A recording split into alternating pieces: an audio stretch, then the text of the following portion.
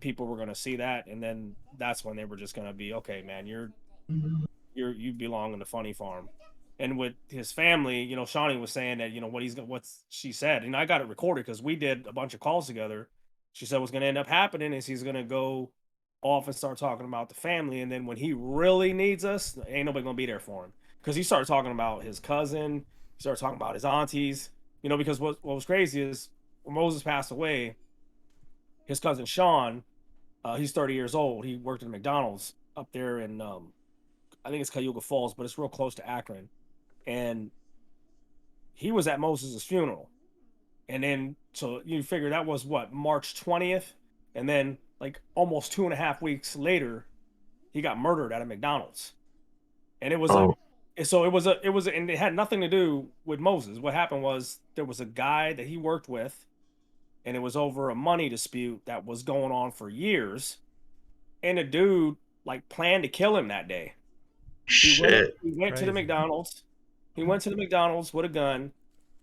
He waited for Sean, that's his cousin's name, to go into the walk-in because they were getting a truck that day. He asked him to go clean the restroom. The guy went and cleaned the restroom.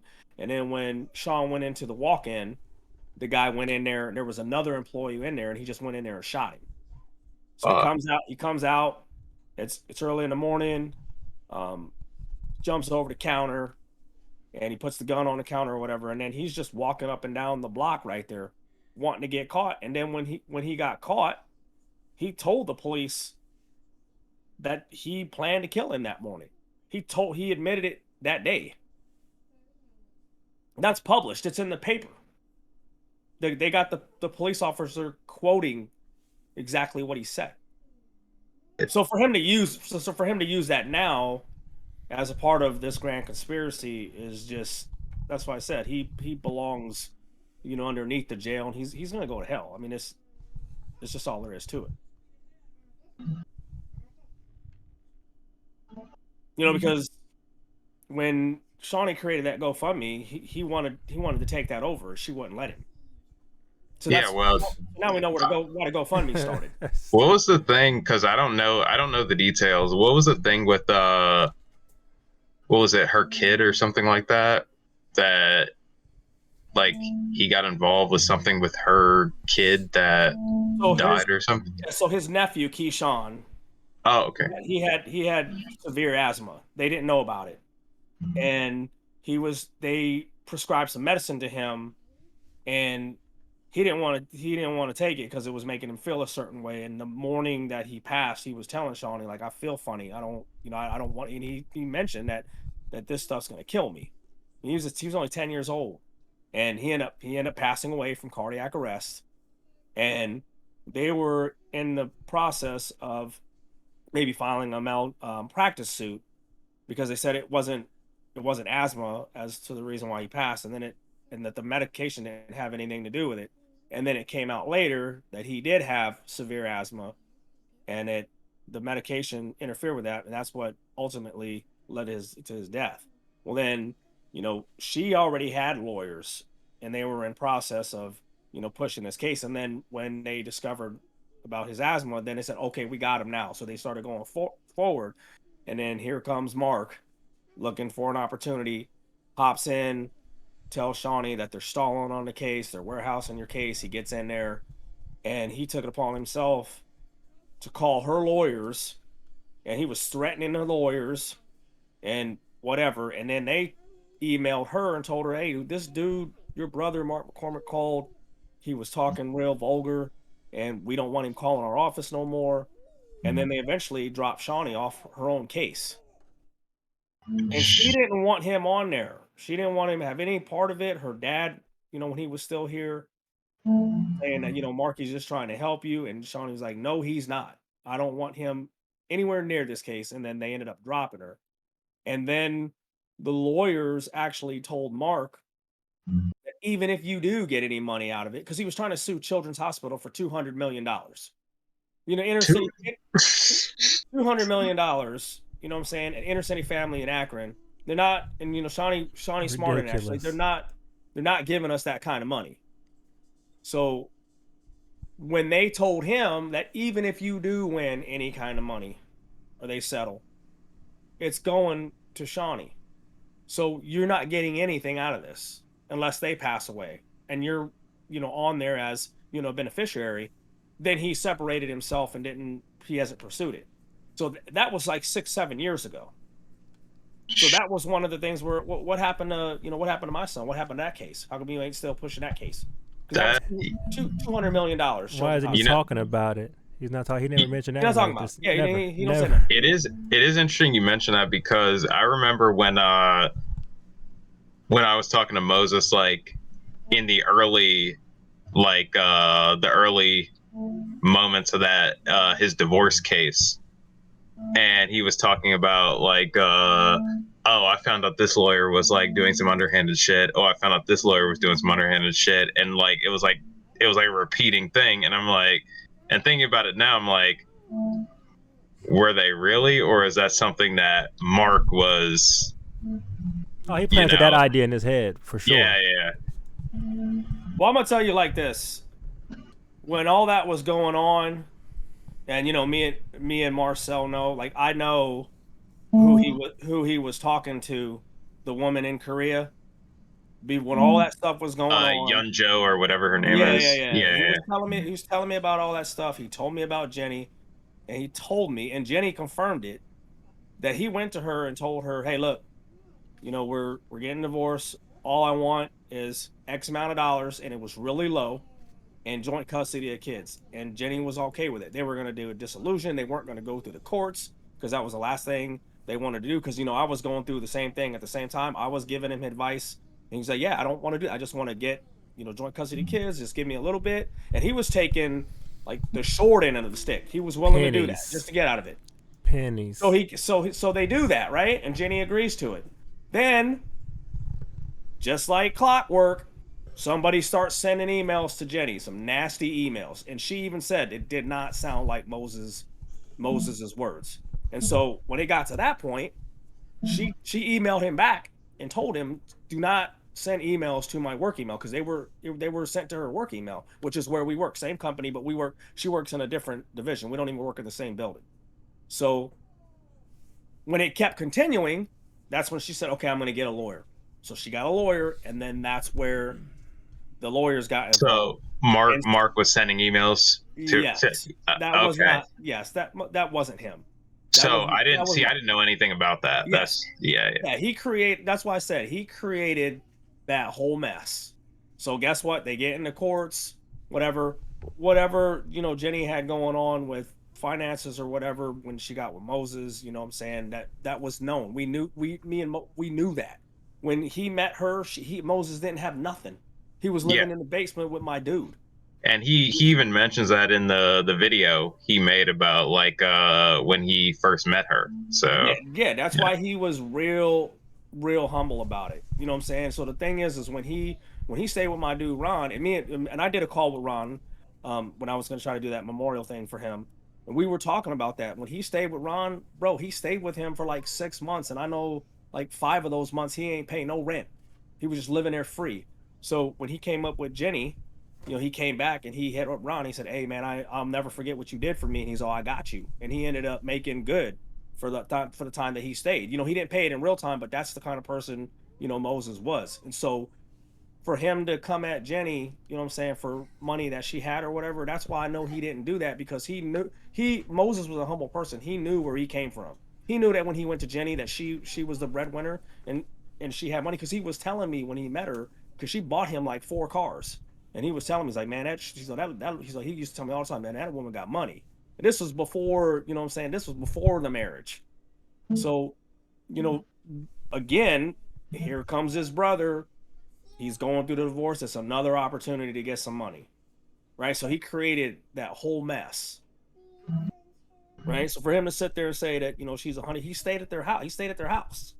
She's a honeypot. It's just amazing. It's amazing. Like he says that stuff, and he you know what I'm saying? He rubs elbows with these people. Like he's met Marcel. He went to Indianapolis. You guys are in a grocery store or wherever you guys together, right? And then he turns around for like 2 seconds, and he starts saying this stuff about people that he knows isn't true. But it all goes back to what I It's was been a saying while in the since I've beginning. watched any of. It's been a while since I've watched any of that footage. I don't even remember what he said. But Yeah, I saw. I don't know. I'm just saying. I saw you guys were in the grocery store together. You guys are shooting a video or something. You know what I mean? And then you turn around and you don't agree with him, and he just makes up whatever he wants. But we did our job. You know what I'm saying? We put the truth out there, and it hindered whatever he was trying to do. And now, he doesn't really have anything that applies to the scope of what he started. So he's starting this other stuff, but what he doesn't realize is it's making it worse for him because now, like, not only did you lose Moses, but now you've lost most of your family. They're not going to mess with you now and because you're they homeless. they know what he's about. And he's fucking homeless now too. So Yeah, well, This is about to be my house. Fucking idiot. But yeah, man, one thing that's funny too about that divorce situation was, he had his stroke, and then I think it was about a few months between that stroke and between the time when Mark came into the picture and he started talking crazy with those crazy ideas that Mark put in his head. But basically, he went from had a stroke, this and that, everything was natural, no conspiracy, to when Mark come into the picture. Now all of a sudden Moses was telling me, oh yeah, she was poisoning me, dude, she was poisoning me. Like, what?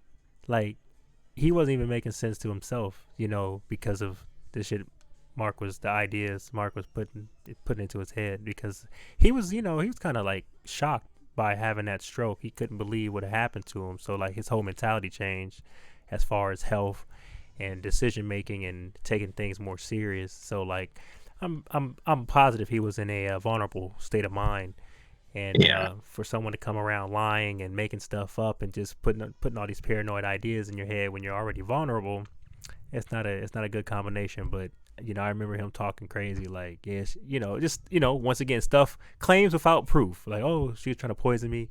And it's just like, I know you had a stroke, but like, and I know you guys are going through a marital situation, but that's Well, highly unlikely. my thing is, um, Moses. It's one of those things that's kind of like both a strength and a weakness. Is that Moses was, at heart, somebody who was really nice and just like trusting of like people in general. So I feel like he should have been skeptical of the things that Mark was saying to him, but he wasn't. Like, he's more trusting than like maybe other people might be. So that's actually a good thing, but it's like when you have people like Mark who are just, people who take advantage of people, it's like in that situation it's not a good thing. Yeah, not at all. You can tell. I mean, even just the way he changed, his mentality changed, and everything he was doing after the fact, it definitely wasn't him. And we all knew that. Everybody who was friends, good friends of him, we already knew, man. Like, we just knew he was changing. And being the respectable people we are, obviously, it's his life. He let him do his thing, give him his space. But if only, I mean, he knew more than anybody else, and his family knew. Um, I don't. It's just crazy, man. Like, he knew who he was dealing with. It's sad. Oh, Mark, for sure. He felt like, the best way to sum it up, he felt sorry for him. Moses was the kind of person that, if we would clown on people that would stretch the truth or fabricate or whatever, but I think when it came to his own brother, he knew that some of the stuff that he was saying was kind of wild and reckless. But he just wasn't the kind of person. Moses was not the kind of person that would call you out. He never, as long as I knew him, I don't ever remember him pulling anyone's card about something. He would just let you rock and lie, and he would have his opinion about you, and he'd keep it to himself. And that goes to part of his personality trait as being unconfrontational, because he's not going to argue with you about it. It's just, okay, you said that, it didn't make no sense, but I'm just going to keep notes on that. And when Mark came to him or whatever and was helping him, he may have felt that he had owed him, as that give and take thing. And so Yeah. it was just something that he put up with. But he mentioned it, that there was some things that was going on before he got into his relationship, that problems they were having. And then I think that trip to Indiana was the straw that broke the camel's back, where it's like, okay, I can't do this anymore.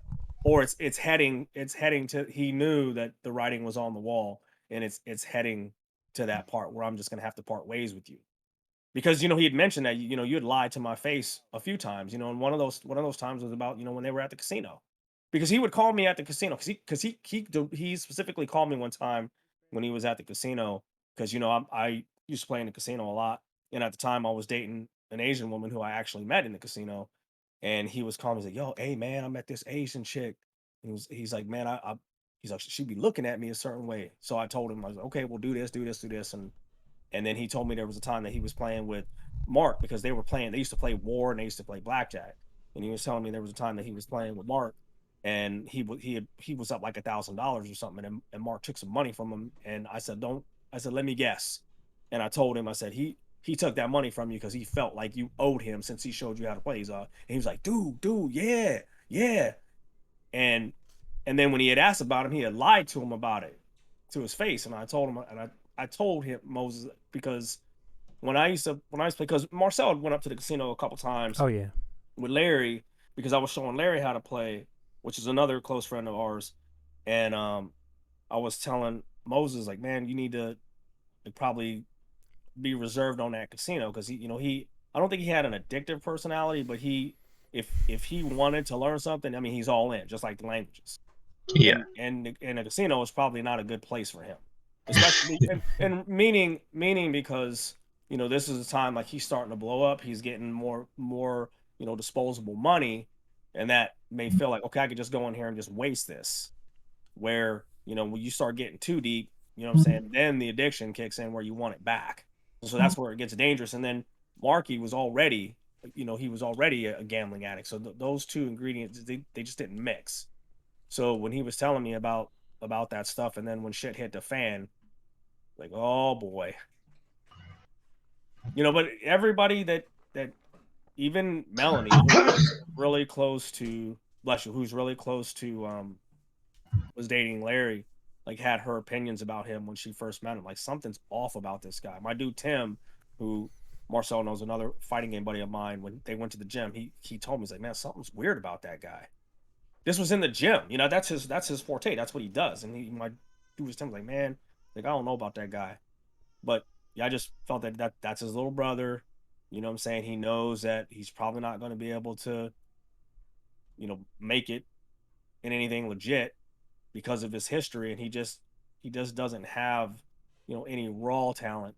And here he is side by side with Moses, who's blowing up, and he introduces him to this world, right, which was probably the worst thing he could have ever did, which is why he's where he's at now. And he just wants the attention. He He wants wants the that attention. spotlight. He wants the attention. He wants the money. He wants people to listen to him tell the only story. And it's just taken over his life, because in those audio clips, he specifically said the reason why they had a blow up in Indiana, because people on the internet were talking about him being a third wheel. And Moses flat out told him, bro, that didn't have nothing to do with the internet. I've been on the internet for 10 years. And he's like, I've been got over what the following and what the people say in the chats. The internet had nothing to do Now, with it. I'm curious, like, when that actually happened. I'm like, I guess I'm a bit confused on the It happened time. in it happened in January of 2020. So Right that was like, before, so yeah, that was like right right before. after, because that was like right after the very first time that I hung out with Moses. Then, Yeah. Yep. like, because we did like, That was December when we well, hung out. yeah, like three. No, there was like three of Moses videos total that I'm in, and like the first one was taken from like the very first time he came to Indianapolis, and then the other two I think were from the second time. Yeah, they So I think it was, determined. Yeah, they hashed out that it was in January, because when he denied knowing who she was, and they were both standing right in front of him, they corrected the timeline because he was trying to play it off that no, I didn't meet you here, and they broke down when they met, and then she brought up the incident in Indianapolis, and he was confused when that happened, and then they pretty much isolated it to January 2020. And then he was like, "Fuck it, I missed him." Yeah. You know what? Well, they had once they so caught they his had- ass in that line, he was like, Yeah. "The truth came out." Oh, I missed him. Like what? Well, you know what happened is they had four conversations, right? They had 4 different talks. One of them, which ironically was with moms in the garage. They were in the garage, all 3 of them. They were talking to moms, and then they had another conversation, and then there was another conversation in the car when he was saying that, you know, there was stuff on the side of the house, and there was been a breach of security, and the neighbors was looking at him crazy. So he said, man, get in the car. So they got in the car, they drive for like a half an hour, they're yelling at the top of their lungs, they calm down, and he's saying, like, I got everything off my chest, we found out what the real issues are. Then they have their roundtable discussion. They're in the middle of the roundtable discussion, mom calls again. It's on the audio. She calls in, he's talking to her like they have a relationship or whatever. She's telling them, you know, God bless both you guys, hope you guys get it worked out. This is when the certified letter is on the way to the house. She don't even have it yet because he's on the phone, and Moses is asking Mark to ask mom, did she get the certified letter yet? And he's saying, oh no, because it was going into Memorial Day weekend. They said it's probably going to come up on Wednesday. And then boom, shit just hits the fan, and then next thing you know, he's calling Marcel for an emergency. Yeah, and within that Right, call, but in that little window of stuff going on, he's telling them that, you know, there's no issues. I don't have no problems with her. I don't it's perception. And it started when Moses told Mark he didn't want him talking to Renee because it's 2 dudes in the house. It's a new chick in the house, and she doesn't know that he's gay yet because they, you know what I'm saying, they're just living together, and they were up in the room. So they're in a room all the time. He's downstairs, and they're not really messing with him like that. And so they start talking or whatever, and then Moses has never been in that environment where he's with a chick and another dude is living with him, because they had dudes coming over. He had a dude named like Mustafa Gain or whatever that would come over, and then I don't know if, you know, the guy that Mark messes with had been over there a few times or whatever, because I don't think he had moved there yet, because he was in Florida. That's why he was going to Florida, because his boyfriend was out there. But anyways, when they're in there talking, he was saying there's no issues, and when they start going through and filtering through all the conversations, Moses is saying, bro, you still have not said what the issues are, because when we were in the car ride, he said, when you said everything and when I really thought about it, I felt that your excuse, he literally said, I felt that everything you said was bullshit. You didn't tell me what the issues was. And then when they finally cornered all his talking points, and Renee had pointed out several contradictions, he finally just said, all right, I guess I just missed him. And that's when you hear Moses laughing. And he said, that's what it is. I just missed him because, you know, we don't do nothing. We were supposed to work out. We were supposed to play games. You guys are eating out. You guys are up in the room. that's jealousy. And I'm sitting there listening to that. I'm like, bro, you 35 years old. Why are you worried about what they're doing? And then you use that, and that was your perception to create this mess, right? So then that's when it was, okay, I apologize. I don't have no problems with you. You know, I think the best thing for me is to move out. I've already got the ball in motion. I'm about to get my own place. And he's on the impression that Moses is going to spot him. And the girls are coming in 10 days, right? And then Moses sends him that text and says, look, I'm going to take care of you for 4 months. But after that, I'm not giving you any more money. You're going to have to make it on your own. He says, I'm not buying you a car. I don't know where you got that from. And what's he do? Instead of talking it out with Moses, he decides he's gonna group text everybody and send this message out so everybody can see it. And then that's when he calls Marcel and he just starts going off on him, right? So he says all that stuff, saying he's not going to see the kids. I'm going to freeze the accounts. We're going to see if Renee's going to still be with you after you don't have no money to pay for nothing. That I did all this work for you. I got you out of bankruptcy, and then they leave, and then 3 days later, that's when that whole narrative started about I don't know her. She works for the FBI or whatever. But he never said any of that stuff before the 24th of May, because he made the warning video on the 27th. And then from there, all the way to March 4th, I think he has like one video talking about, but he doesn't say anything about no plot for anybody to get hit. He's not saying anything about those cases. And then when, Moses leaves and Shawnee makes that GoFundMe and they don't let him part of the GoFundMe, and I reached out to him on the 8th and he didn't return my calls. And then I made that first video about Moses that we'll talk about it later. Then he's talking about how he's going to sue me. And then he made that post about, where I work. And from there, it's just been, one lie after the other. Like, he never even called me back to tell me when the funeral arrangements were. Renee told me that. So, I get a hold of Marcel. Me and Marcel have our little go around, and then, we hash it out, and then, he gets the correct information, because I don't know what Mark was telling him. He gets the correct information, and then, from there, we just go out there on the 8th and say, okay, well, here's all the stuff he's been saying. Here's what it really is. And now he's saying all this stuff from that point to now. And now we understand how they felt when they were in that hotel, because the same craziness, it was actually worse, but the same craziness that he was doing to them, he's now doing to us. And, you a little bit, because, he saw you in Indianapolis, but now because you don't agree with him, that, you could be part of it or whatever. But yeah. that's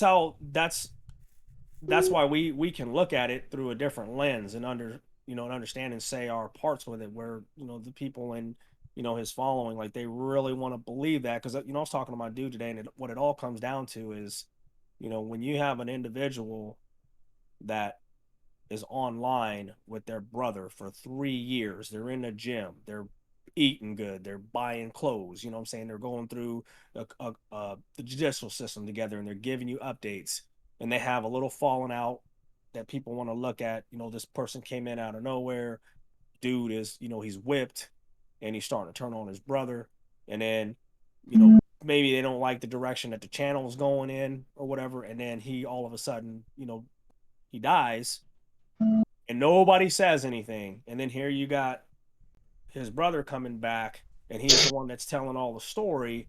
He's going to have the most credibility out of everyone. So, for instance, a lot of people didn't know me and Marcel knew each other because I'm not in the videos.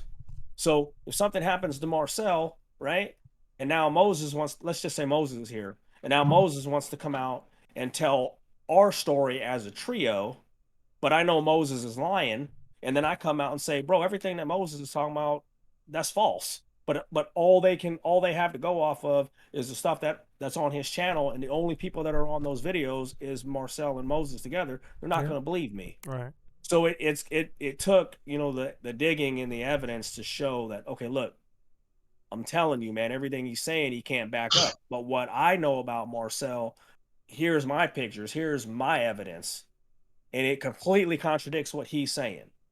So if you really knew him behind the scenes, then what he's saying just don't make no sense. And he was not counting on us to ever come out and say anything, because we're not online like that. Yeah. You know what I mean? Because I didn't watch none of their, because I told Moses that I did not agree with that Deception Stoppers channel. Because I told him, I'm like, look, bro, and this was before, I had issues with Mark. Like, bro, you guys are two black people, two black men. You guys are out here talking reckless about the government. And here you are making these trips to Indianapolis. Bro, it's real easy for them to get you. And here you're staying by yourself. Because he stayed right up the block in Upper Arlington. It's only like 5 minutes from here when he to you know, put the girls in a better school. Like you need to like lay off that stuff. You know what I Yeah. mean? And that's not what you do anyway, bro. Like he you could and the thing is you know, the truth be told, Moses is from the hood. He's from the hood. You know what I'm saying? And he can get hood like if you take him there. And Mark was starting to take him there. And that's why when I did watch some of his videos, you know, later on and was listening the way he was talking, like he didn't talk like that around us. Never. Hardly ever. Very rare for him to even use the N-word. He just was that kind of dude. But you get him in that place, you know what I'm saying, and you start making up stuff where he feels and he's deceived like he's been wronged. You can see where that shit's coming from, because that's how, you know, his brother was. Yeah. But yeah, like I said, but even when he acted like that, you could tell he like truly his heart. Like you could tell he truly didn't mean that. Like I could tell, like when he was saying certain things, like his behavior, like when he was like emulating like the stuff that Mark was trying to put in his head. You could tell it wasn't. We know it wasn't him, but even when he does it, you could tell he's not like 100% all in. Like if he was saying like, even like the against the government stuff, like yeah, he felt they did him wrong. I understand the frustration there, but like he's not a hateful person. Like he's not the type to hold that within. Like I'm the type of person I can get disappointed and I could be like, all right, I ain't rocking with it, you know, forever. Like whatever, I could put it down. I could just say I can go my separate way for a long time, you know. And Moses, he's more forgiving in that regard. So like I could even tell, like I'm like I could tell his behavior. Like it's just a phase. You know what I mean? You can just tell when you analyze the situation. Like that's not really him. You know, he's just frustrated at the moment.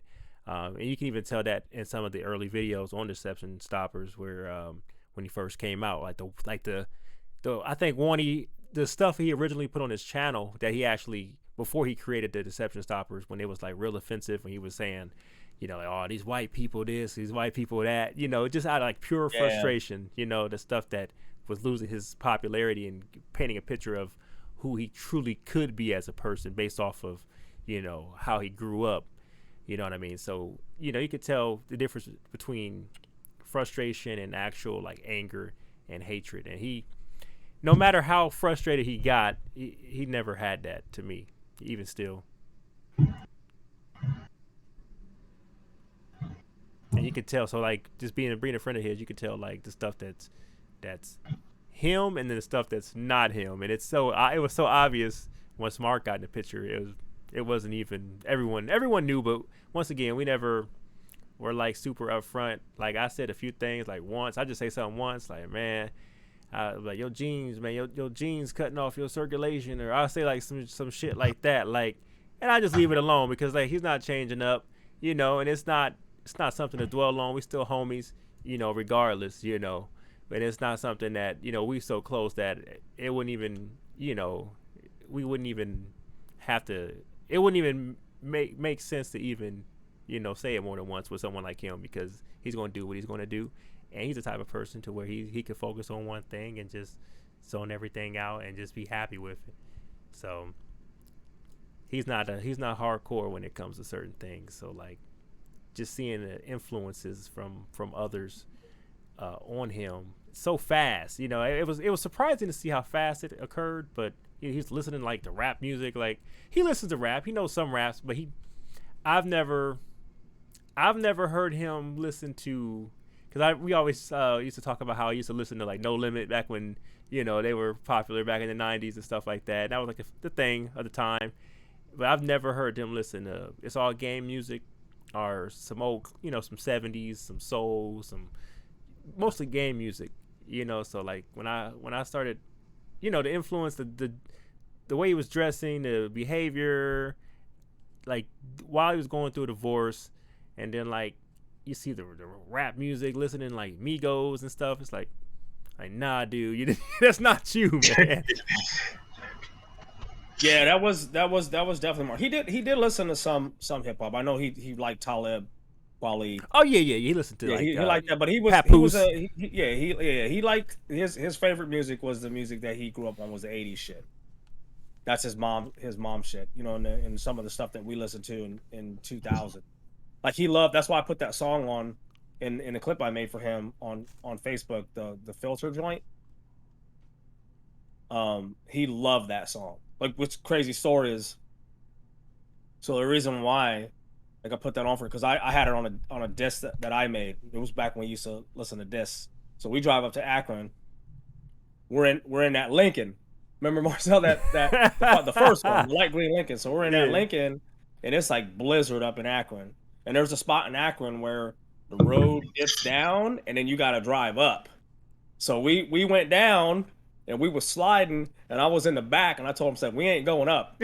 So we had to take the side roads.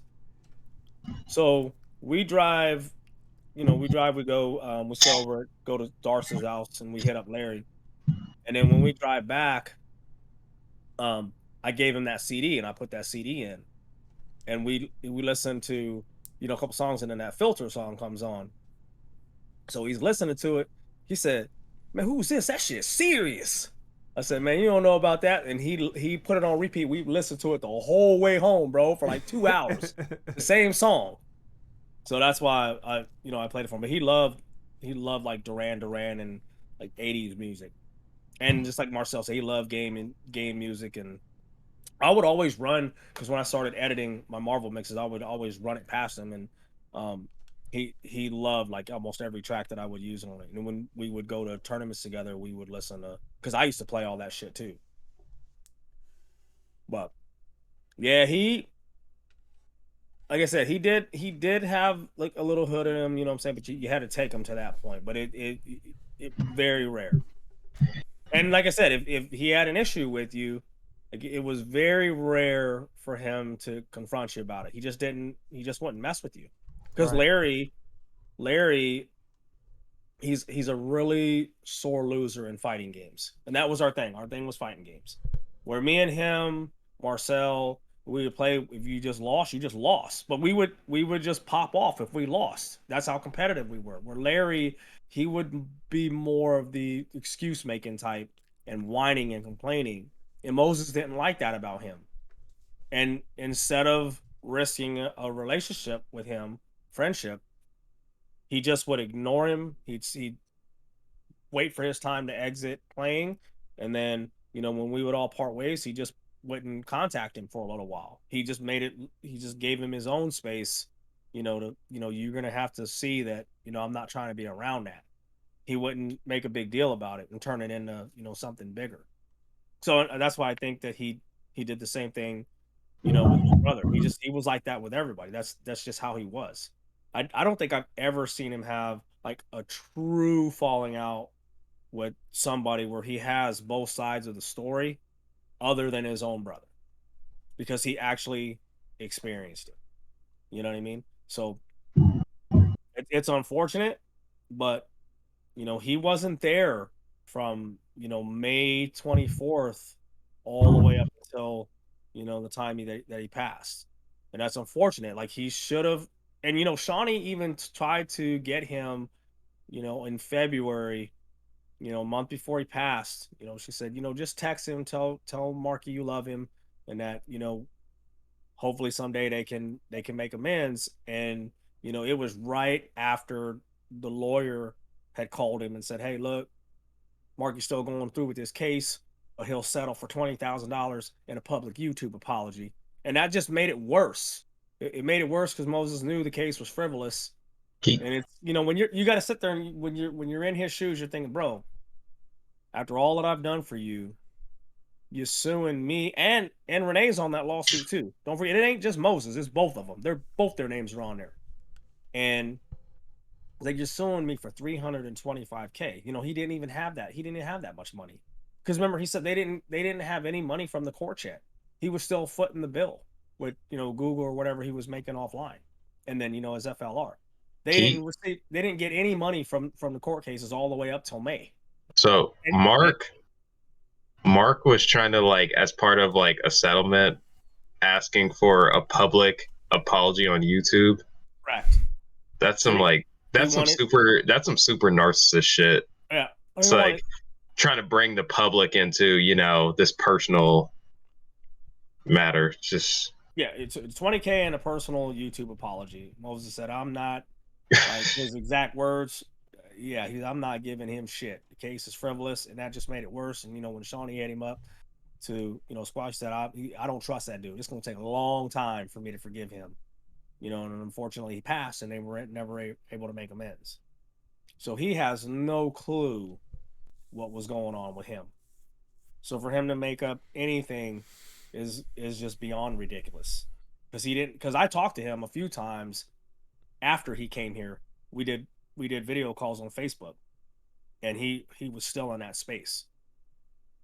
You know what I mean? And that's why his mom was aware too. That's why she said you should have made up with him before he passed, because she was well aware, the family was well aware of what was going on.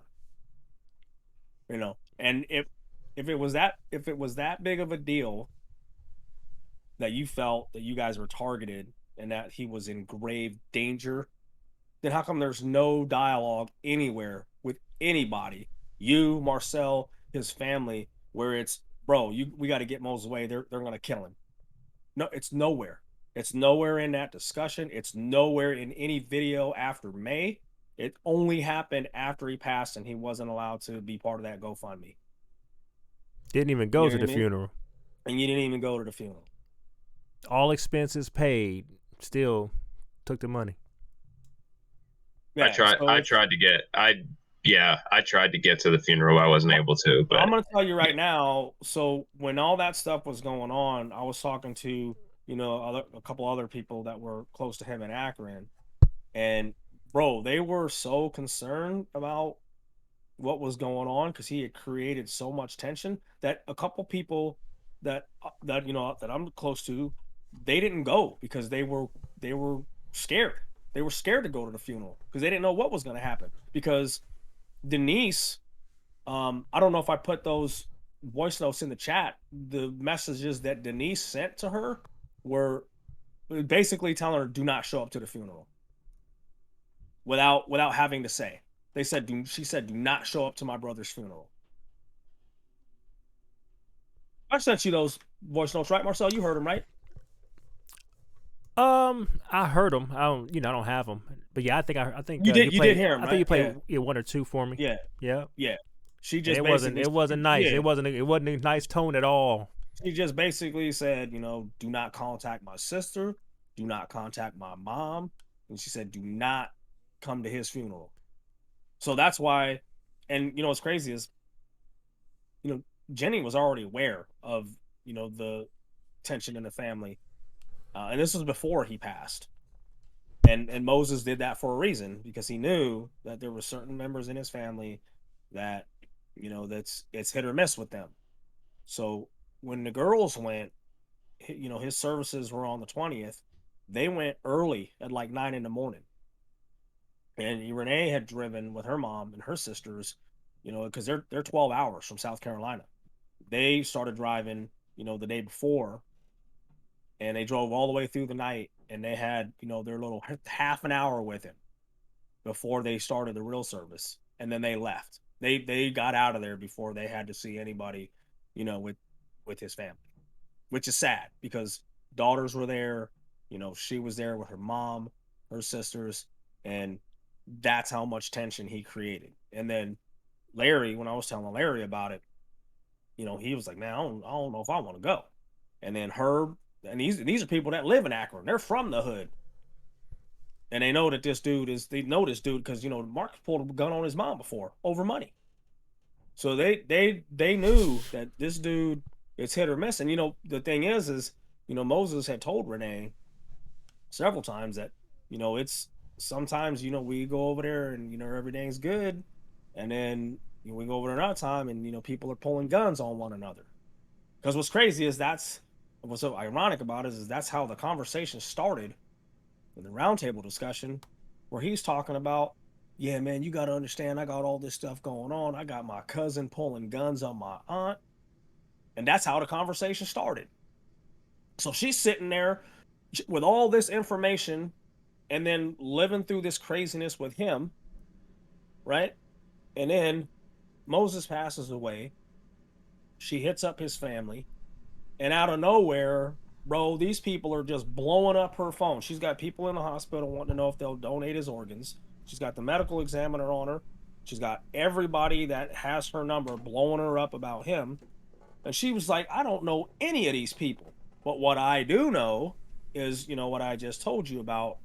You don't know what personality you're going to get. So the best thing for her is to just get away, let her clear her head and then figure it out later. And then next thing you know, here comes his sister.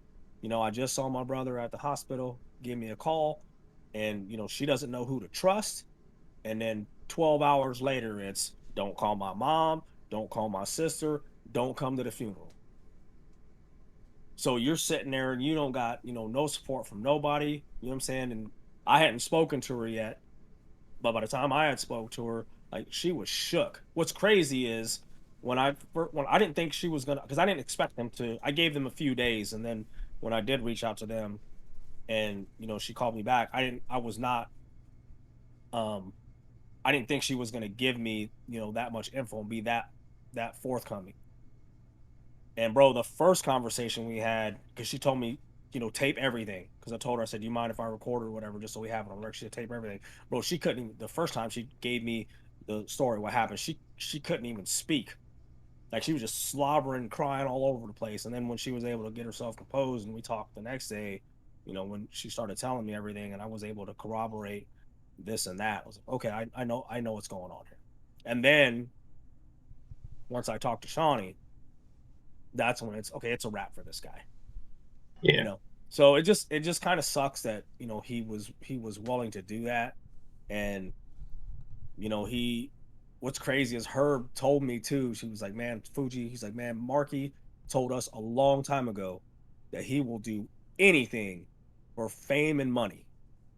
And this was, bro, he when he was in Akron, this was when he was living in Akron.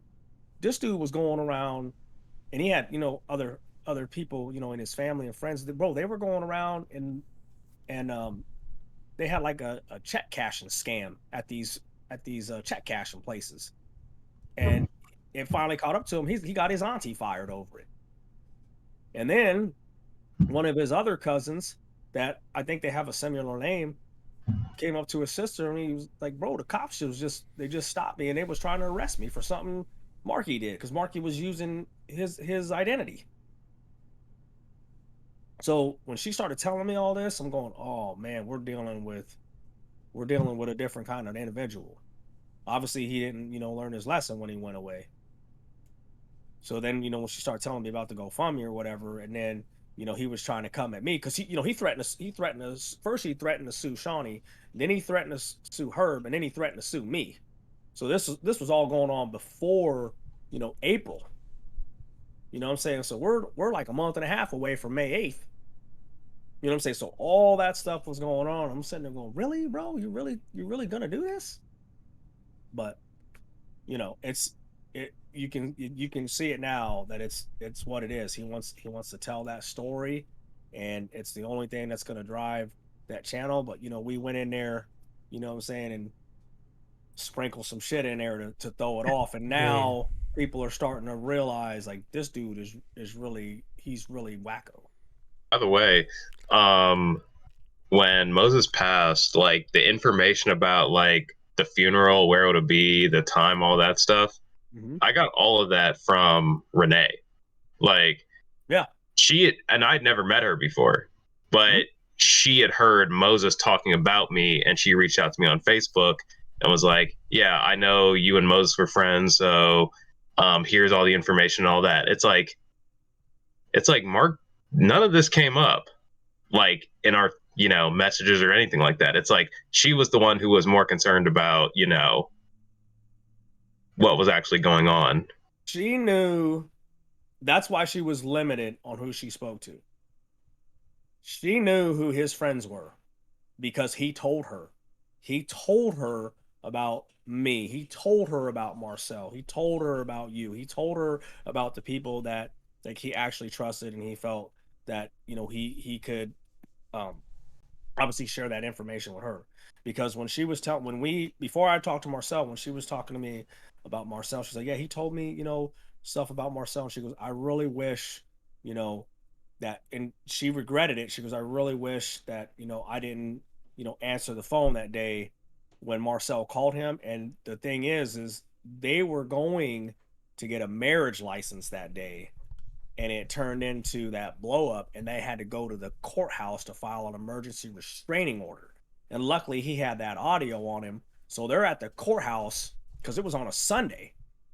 They're at the courthouse, Marcel's trying to get a hold of them, and they're scrambling because they just got escorted out from the crib by the police.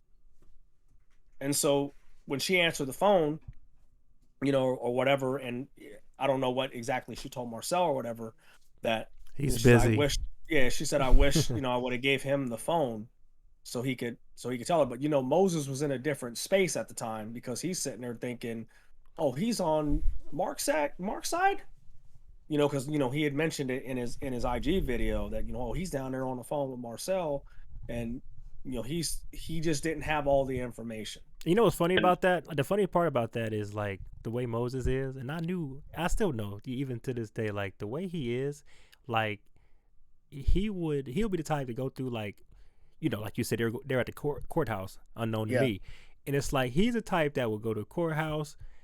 I wouldn't hear from him. Like if he were to follow up with me, I wouldn't hear from him. Like if we went our separate ways until like the case was done. He's the type of person, and then he'll come back to me like, man, I was in court. He would tell me the whole story afterwards and like, excuse himself and apologize. He's not the type to tell you like, hey man, he over here tripping, man, let me call you back. He's never been, he's not even trying to hide it from you. We just know how he is, like when it comes to dealing with those type of issues. Because to me it'd have been like, oh man, you straight, this and that. I won't judge you, the circumstance, you cool. But he's not even the type to pick up and say, man, I'm going through something or something's not right.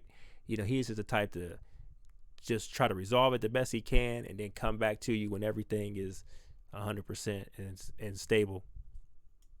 Yep.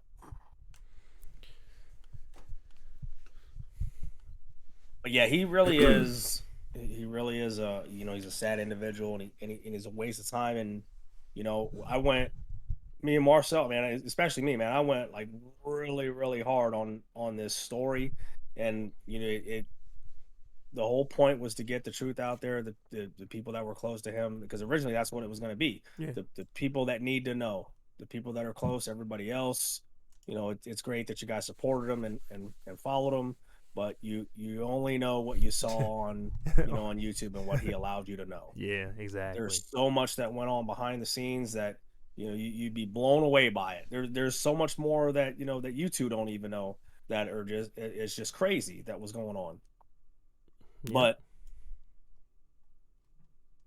I'll be damned if I'm gonna let that dude like take up my time, bro. Like there's so much other stuff that we could be doing. I know. And another thing worth mentioning too is that when we had originally contacted each other, you said you had reached out to Renee, his childhood friends, his family first. Yeah. And then the funny part about it is I was just trying to stay out of the picture, because once again, Moses didn't talk to me in the same amount of time that he talked to Mark, like basically a year. And so one thing worth mentioning is that when you came to me with the information you had from talking to everybody, and I was just trying to stay out of the picture, the only person I talked to was, guess who?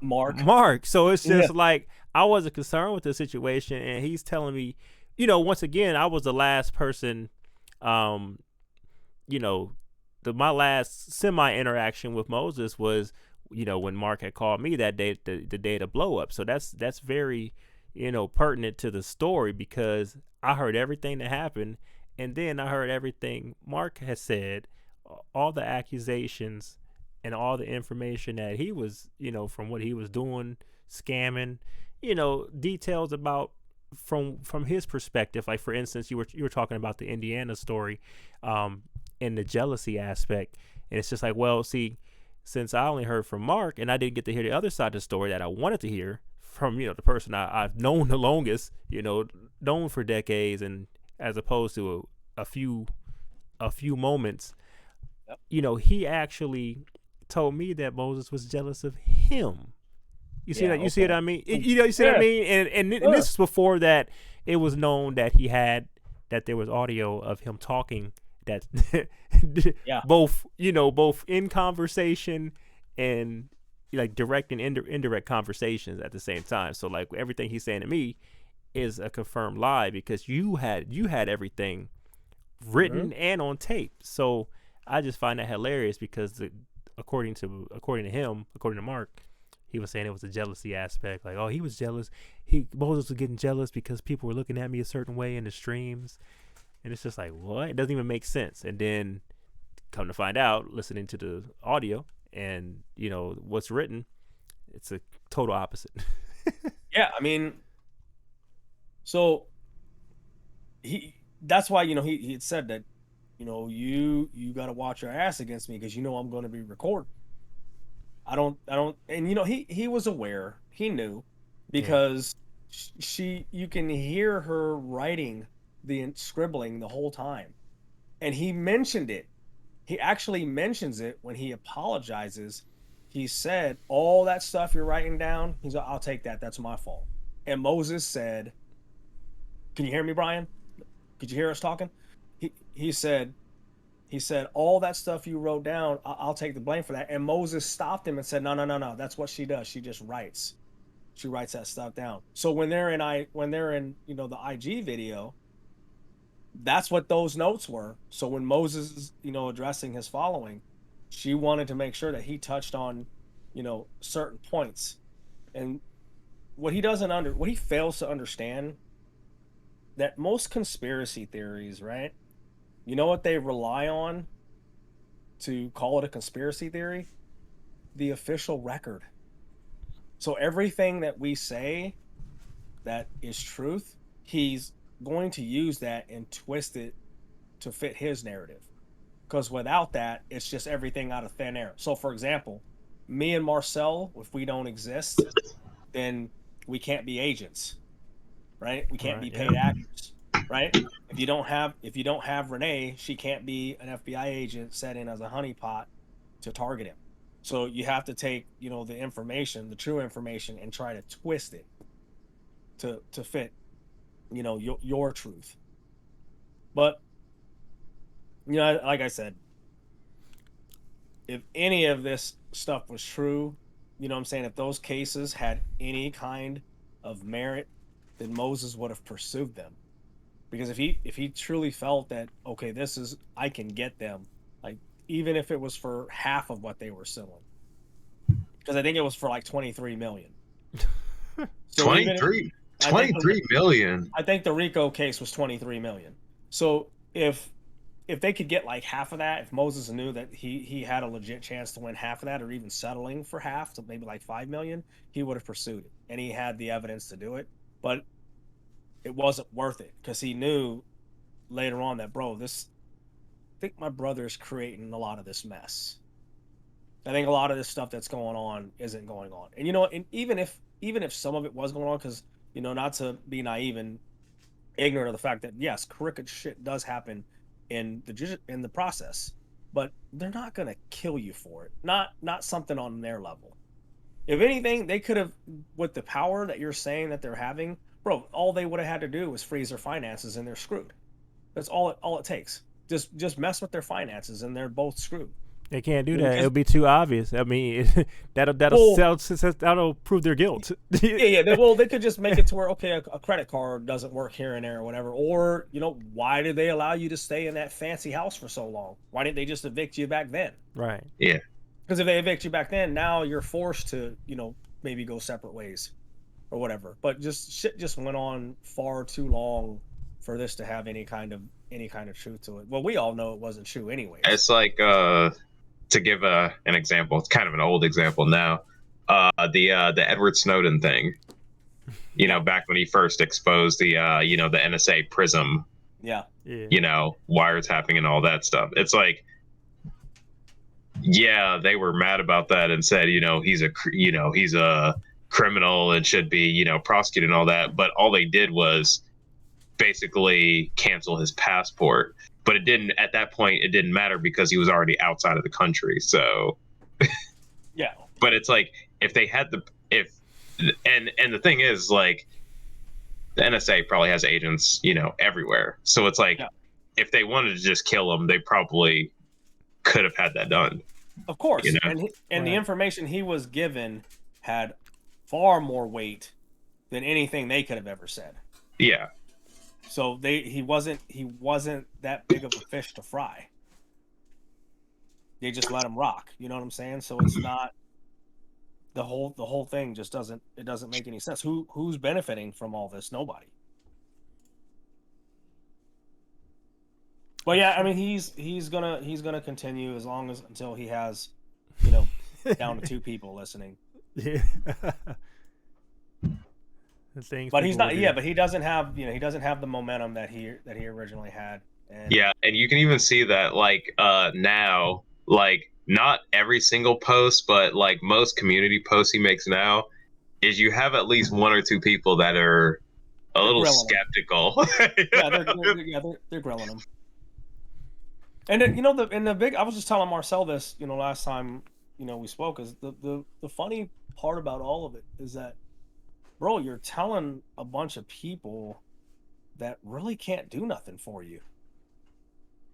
Right. This whole following, so here it is. We're past 9 months now, and none of these people can do anything for you. They've invited you to go on other platforms.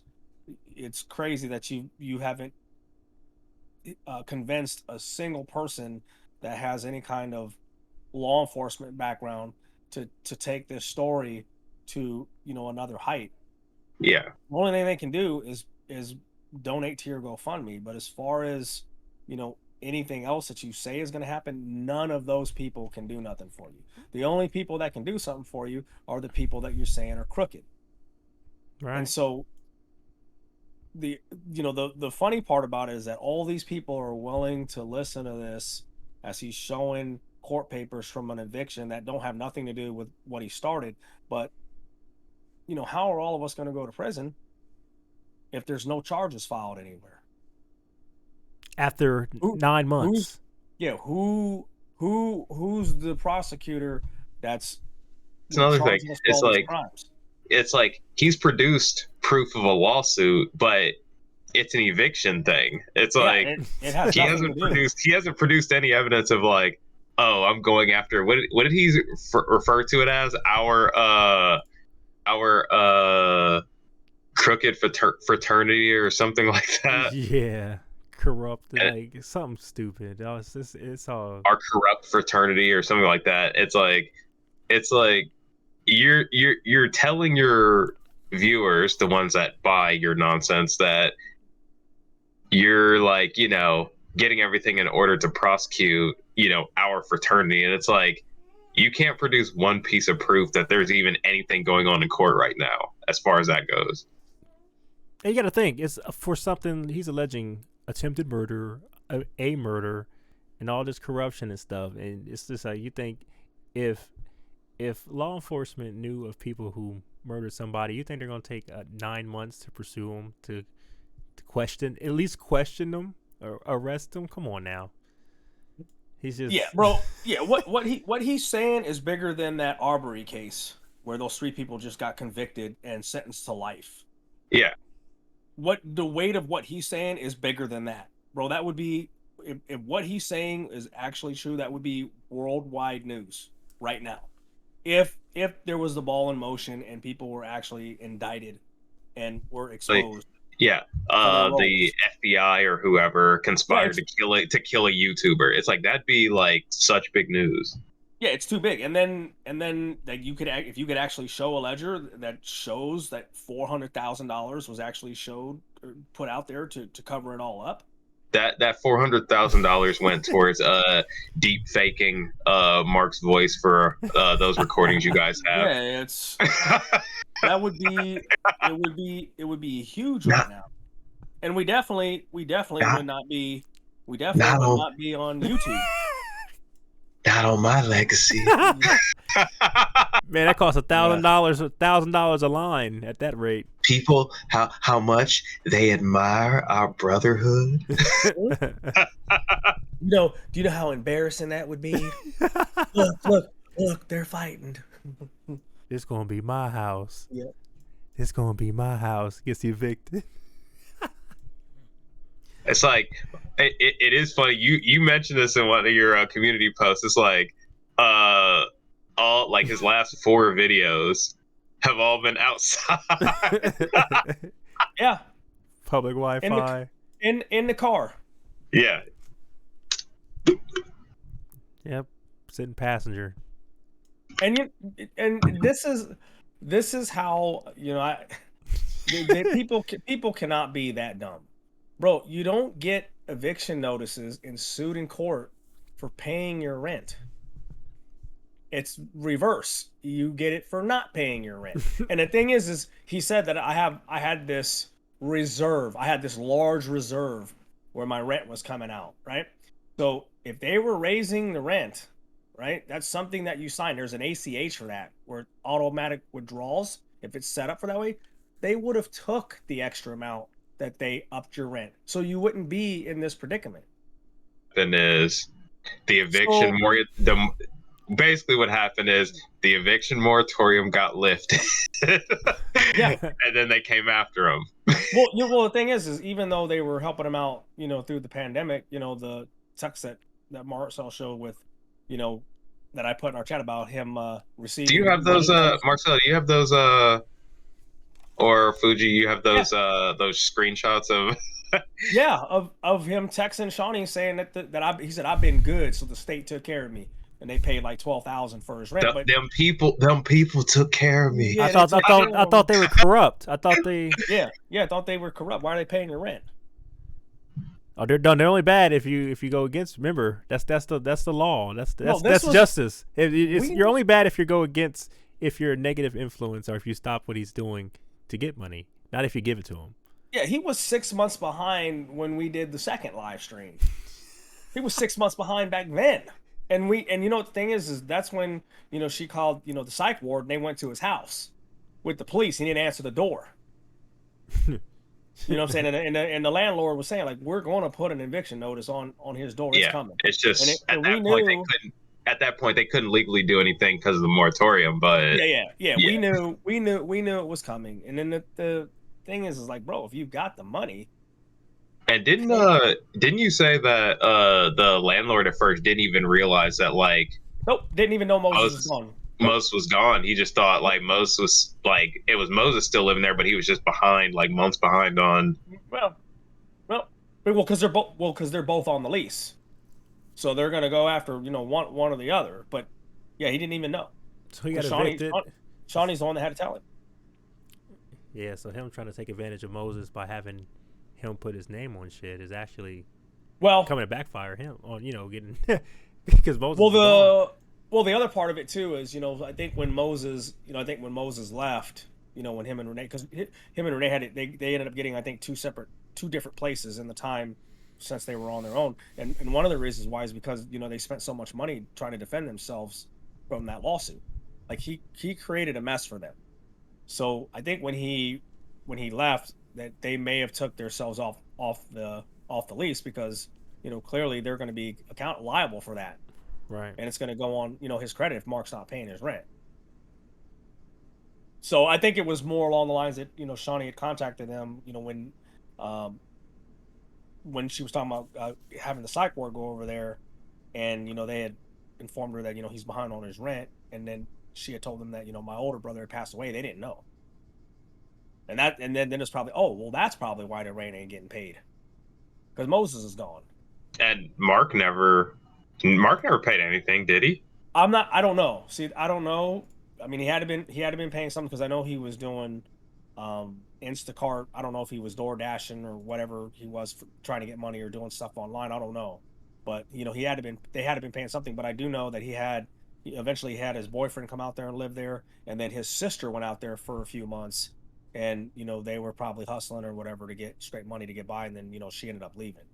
And the reason why she left is because she didn't want to. And here's the thing: I don't know if it's true. This is what she told Shawnee, but she didn't have any idea of the stuff that he was putting out on the internet, because she didn't want to be part of that, because she had her piece with it, and she didn't really feel that she was close to Moses anyway.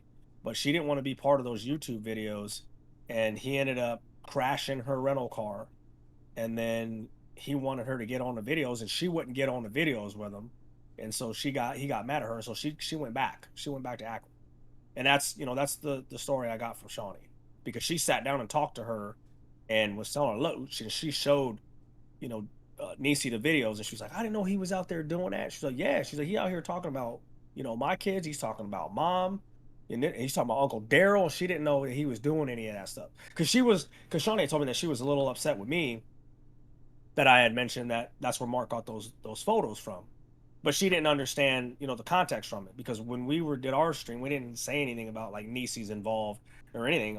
We just pointed out where the pictures came from, because you've been saying you've had these pictures since March, but I know where they really came from. So she had squared all that away with Niecy, and so it's And you're talking about the picture where he passed. where he's in the hospital. Yeah, Yeah, those hospital, came yeah. those came from Niecy. So Shawnee had to let her know that, like, yeah, I get up and I'll watch the stuff that he's saying about the GoFundMe, and being a money laundering operation, and mom and them taking the money or whatever. She didn't know he was doing that. So now, like, she really she's really probably not on par with him now, especially what he's done recently. But yeah, he's right where Does we said he was going to be. does Jenny have any awareness of what he's doing online? Only what I tell her. She doesn't get Yeah, on yeah, she the don't. internet like that. But when I try not to take her to that space, because she went through hell with that stuff, and he was a big piece of that. And I'm sure the the girls, like, they the twins just turned 10, and Maya's 7, and so I try to keep them in a happy space. Yeah, And it's interesting that when we do talk about it, she's willing to be forthcoming and transparent about everything in their past. So everything I've asked her about, some real personal stuff, like, she's told me just straight up, like, this is what happened. This is what it was like. And every now and then, like, we'll be in the middle of something, and she'll bring him up. She'll say, oh yeah, their daddy used to do this, and he used to be this way, and she confirmed, like, everything that I knew about him, and that he, even when he was with her, he never wanted to go to the hospital. He didn't take medication, and he's always been like that. So she was aware that, one of the things that she did say that I thought was kind of interesting is that, and he didn't tell me this, but I don't know if he actually did this, but this is coming from her. But he told her that he was in Korea, because when he originally told me, he was going for a month, and it ended up turning to like 2 or 3 months, and obviously we know why. But she had told me that he had mentioned that he had another stroke out there, because obviously she's stuck here with the girls. oh, And in he Korea. Yeah, and he was watching them. He would go watch them during the day while she works. And the reason why he ended up staying longer was that, I don't know if that's true, but that's what she told me. So Hmm. I don't know if he maybe told a little bit of fib or something, but who knows. But the one thing that she did say, and this is all that matters, is that in January of 2020, when everything, the dust had settled with them, that they got back on a good relationship, like it was when they first said that it feels like we're just roommates, but we're still gonna be have our parenting relationship with the girls. She felt like it was how it was before 2016, and that she was in a good place with him. So that's the one thing that she's grateful for, that he didn't pass away and they were on bad terms. Because the thing is everything that he was saying, that she wants to run off, and the thing is they're her kids. She can do whatever she wants. If she wants to take the girls to Taiwan and live there, that's her right. She has custody of the kids. You know what I'm saying? It's not That's something you're going to have to go back to court for and fight, if you think that you know she's doing something unlawfully. But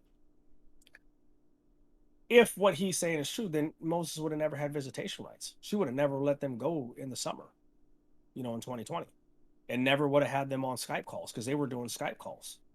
And even during that time when the tension was building, Moses kicked Mark off the Skype calls, said, I don't want you on there because I know something's wrong with you, and I don't want my daughters, picking up on it, and which they already had.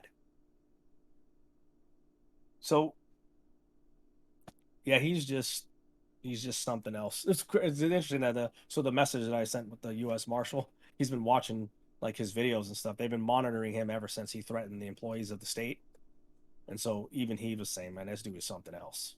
Yeah, it is interesting. Also, that like whenever he does those kind of like inciting kind of like community posts, it's always like people in Ohio and not in Arizona where he lives. Yeah, because he at least knows enough to know that that's not a good idea. No, to try to go after people that are like in the state that you're in. Yeah. Well, I mean, he can't make a post without, or he can't even say anything without mentioning Moses or Ohio, or people from Ohio, or people that's not from. His most recent post, unless he's made a new one today, his most recent post is about some judge in Columbus. Yeah, he posted about her already. Yeah, he put her picture up months ago. That the black female. Yeah, he put her pictures up months ago. Yeah, maybe she was the one. Maybe she was the one that was supposed to lose her job. Remember, he said we want her fired. She better that's right. That's right. She better not be in office on this day. Well, she's still in office. Well, 6 years later, still there. Yeah. Probably promoted. Probably got a raise since in 6 years. I'm pretty sure she did. Yeah, that's why all the videos I had, the one challenge video I made that I sent you guys a clip of, man, I'm just gonna hold on to that, and I could play it 5 years from now, 10 years from now, and it'll be relevant if he's still going. Yeah. Great points in that video, as straight to the point. Oh, bro, I went way harder. There's in the beginning, it's way harder, bro. I talked about like all the stuff that actually matters. I just saw the clip you shared in the group message. yeah. I mean, it's beyond Moses now. That truth is out there now. It's focused on the stuff that you're saying, because clearly you weren't there with the Moses part of it, but the stuff that you are saying, you're talking like it's firsthand. So where is it? Also, it's so funny that the people that are buying what he's saying are like, they're not even paying attention to how inconsistent like everything he says is. Like, oh, first he was poisoned, and then he was bludgeoned to death, and then he was poisoned again, and then it's like, he was poisoned, and then that's right, he was poisoned in Florida, right? But and then also, Renee is FBI, but she's being investigated by the FBI. It's like, and now we got honeypots, and now we got people who've been planted. And here's the thing. Also, I think a lot of these people that like are buying what he's saying are people that have maybe followed Moses, maybe at the most 3 or 4 years, maybe, because people that have been following him since like his early years on YouTube, and I was following him like long ago. It's like, would know how crazy everything Mark is saying is. It's like, wait, he was with Jenny how long? 14 years. Yeah, 14 years for a honeypot. Spends 14 years. How long of that was married? They got married in 2004. 2004. So, yeah, they were married for like 10, 11 years. Yeah, 10, 11 years. You spend 10, 11 years married to your target. You have children with them. You're building that attachment to them. And then it's just so dumb. Yeah, and he approached her. Yeah, that's right. And he made a video about that. Yeah. He approached her, asked her what time it was, and thought she was Korean.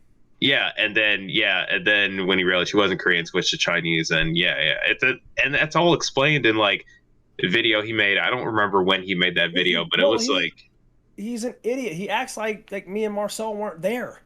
Right. Especially me. I was there. The thing is, and again, it's You don't even have to.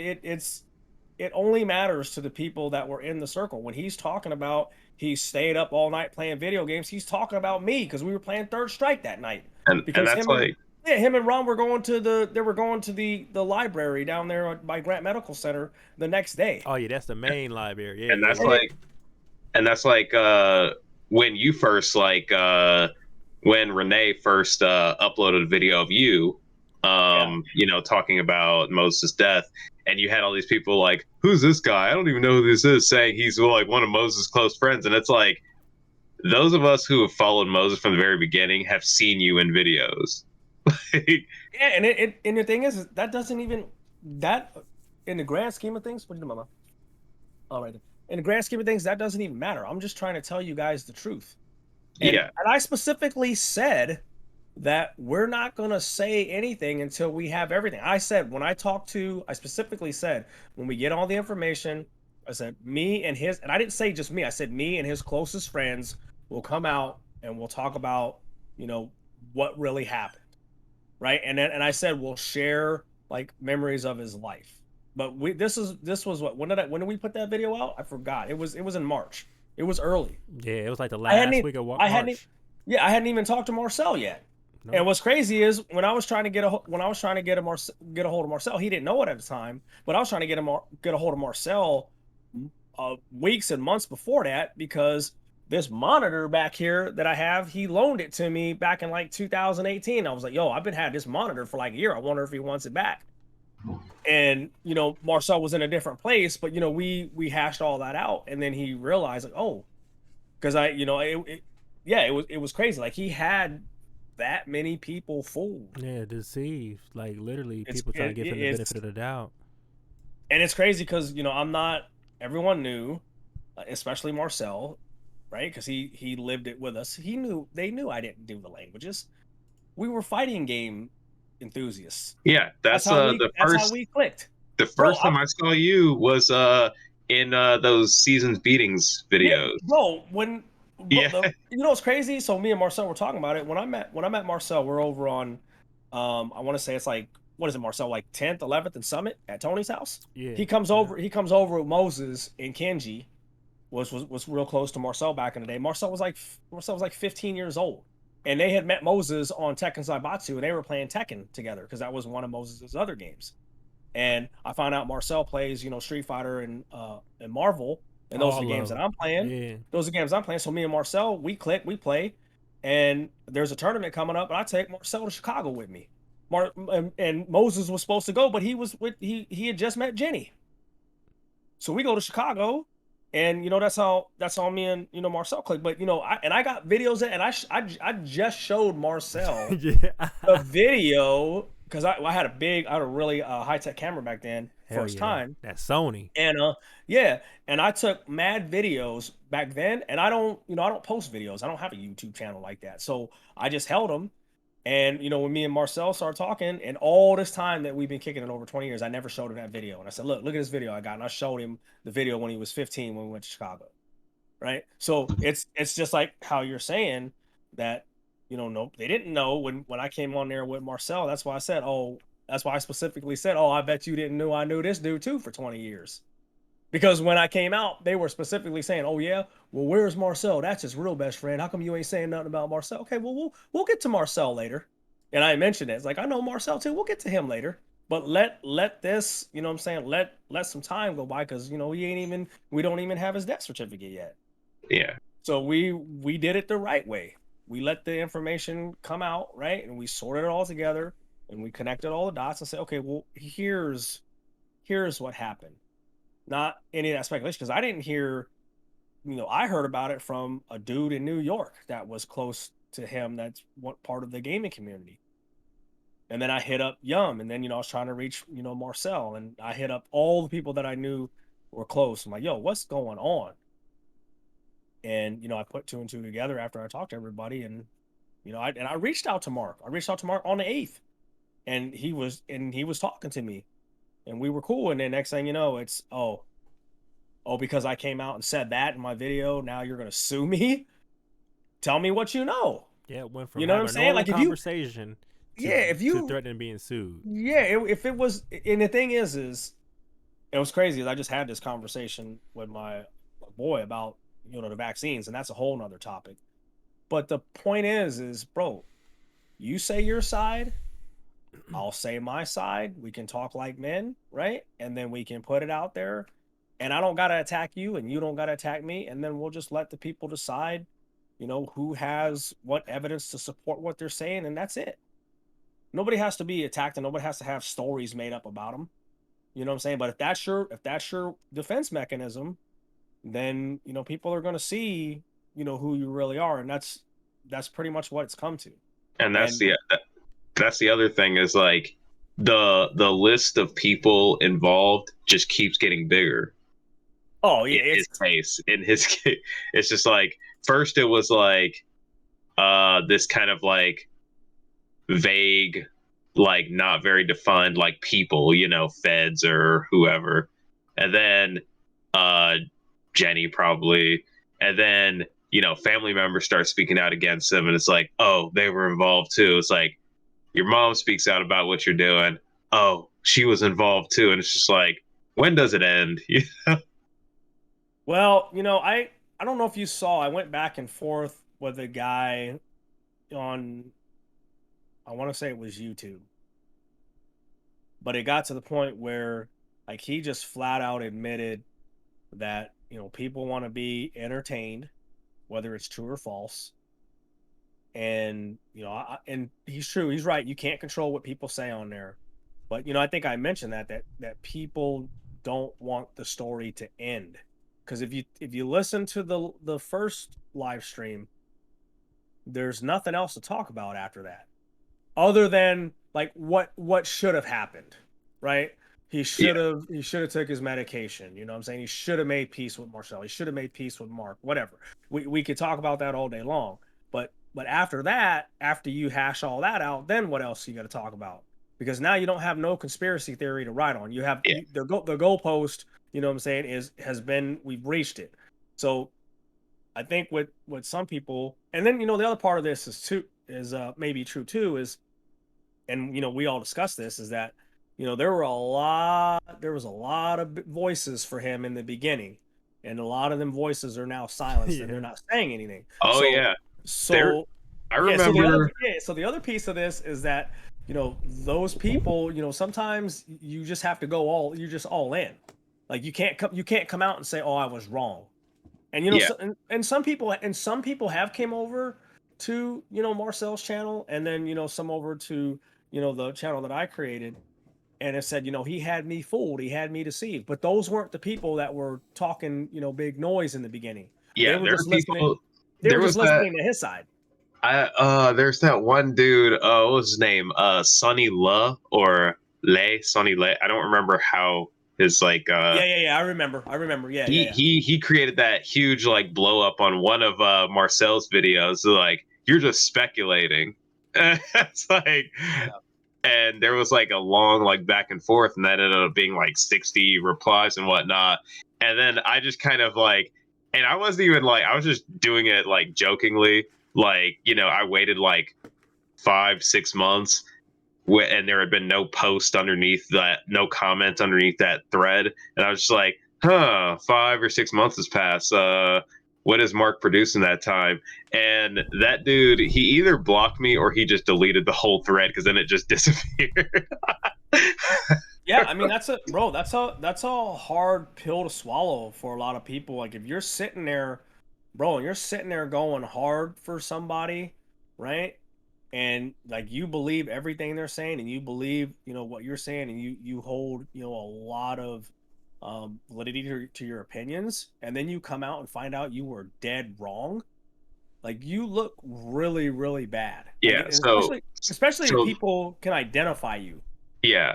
So those people, yeah, those people that were really like vocal at the beginning, it's like they didn't say like, they didn't come around and say, "Oh well, I was wrong about it." They just, you just stop seeing them. Yeah, I mean it's, man, and there are again, it's, if you want something to keep going, you're gonna have to use the official record to twist it. Because if I don't give you, the thing is if you notice, The only thing he says about me is all made up stuff. He doesn't know anything about me. He couldn't even get like where I work and who I work with correctly. Because me and Jenny do not work together. We don't. And what's crazy is like I work in the processing department. We manufacture Similac and Ensure, and she does the entire sourcing for our entire network. And I've never had to contact her for anything. And she works directly with our department. She works in a completely different division, 20 minutes from me. Yeah. And so, when he's out there saying that stuff, I'm going, and the only reason why he knows that is because Moses told him, and he was in the car on one of those 4 visits of me, interacting with him when I loaned, which is crazy when I think about it. When I loaned both of them money because Moses was taking care of him, and so he was in a spot where he needed to borrow some money from me. So they came up to my job, and I had come out the back door like while I was working, and they couldn't get past the guard, so I had to go up to them, and they were waiting in the car, and so that's how he knows that, because he came to the facility. But yeah, he really is something else. But he doesn't. If he had more information about me personally, just try and to I'm spin sure, it. then I'm sure he would just try to spin it, to the end of time. Yep. Yeah, but because he doesn't have anything, he can't say anything. So the only thing he can say is, "Oh, they keep showing the medical examiner's report. Well, that was falsified. Oh, they had my mom. They got my mom and Shawnee to come out. Well, they were paid off. You know what I'm saying? Yeah. Oh, he got him hold of Marcel. Well, he had to comply or they were going to deport his wife. So it's everything that we come out and say, like he needs to twist it. Yeah. But See, and he probably knows less about me than he even knows about you two. So it's like he doesn't make any mention of me like in community posts or anything like that. And whenever he has like tried to attack me directly, it's just like it's nothing that's like personal or even his idea was personal. It's just like very generic. Shut kind your of bitch ass up. Yeah, Yeah. yeah, that kind of stuff. It's like because he doesn't know anything about me. Yeah, he it's doesn't like know. Yeah. it's like you're like this great investigator that's finding out about all these conspiracies and stuff. And it's like, hey, you don't know anything about me because it's like his only like time like interacting with me is like when Moses came to visit me twice, and that's it. But it's like he doesn't know like where I work and all of these kind of things. I thought you had phone taps. I thought your team of we had phone taps and watching people, and all this crazy nonsense, right? But doesn't know anything about. Yeah, and anybody. you would think that all that would be already out on his channel already. But the thing is it, and I was talking to my girl about it, is the problem is that like we know, because we're the ones that are living the experience, we know that everything he's saying is false, and we know that he can't produce any evidence. So to try and go at him like we are, it's like asking a question we already know the answer to. We know you can't give it to us, and so who are we really trying to convince? The following, because in the following, I know again that you guys can't do nothing for him. And even if you do, you're going to end up like those voices that were talking reckless, and now you have to eat your words. So that's why it's all really those Marcel, all those people that are like making comments under his channel saying Marcel out. It's like we'll see where those people are in like a year from now. Yeah, we'll see if they're still like saying all that. Marcel out. Like that's the most original thing you guys could come up with. It's like really how many brain cells did that take to come up with that name? And it's just like how is that supposed to be offensive? Like you don't know me, I don't know you guys, and that's the same thing. That's how you know his channel's pointless. It's just like once again they can't do anything for him. He's never seen them, and little do they know he doesn't care about anybody. So he doesn't even care about them. He keeps making these posts, and he's been doing it for months now. Like, oh, we've uncovered this new evidence and justice is on its way and all of that. And it's just like never shows a damn thing. This is like, it's like, how do you expect to sustain this lie? Like as time goes on, it's like, are you not even thinking about like the future, like at all? Oh, of course not. Yeah, so it's just funny. Like he always says, "Oh, prison is coming, prison promise, prison." It's always with someone Yeah, who's and he's lying. like, he keeps saying they're all gonna be locked up and get life. He even said they're all gonna get life sentences. And it's like, Yeah, we come won't on. we won't stop until we see justice. It's just like, dude, he's a lost cause. Honestly, like it's every time he says that, it's what does it lead to? What did he say 9 years or 9 months ago? What did he say 5 years ago, 4 years ago? It's just he's what happened to the judges that were supposed to go to jail 5, 6, 7 years. There's no case, and he's still mentioning the case that doesn't exist. So it's just hilarious that he's just going in circles I'm like that. sure. And by the way, I'm sure maybe some of the judges, like in Columbus, that he keeps mentioning, are aware of what he's doing.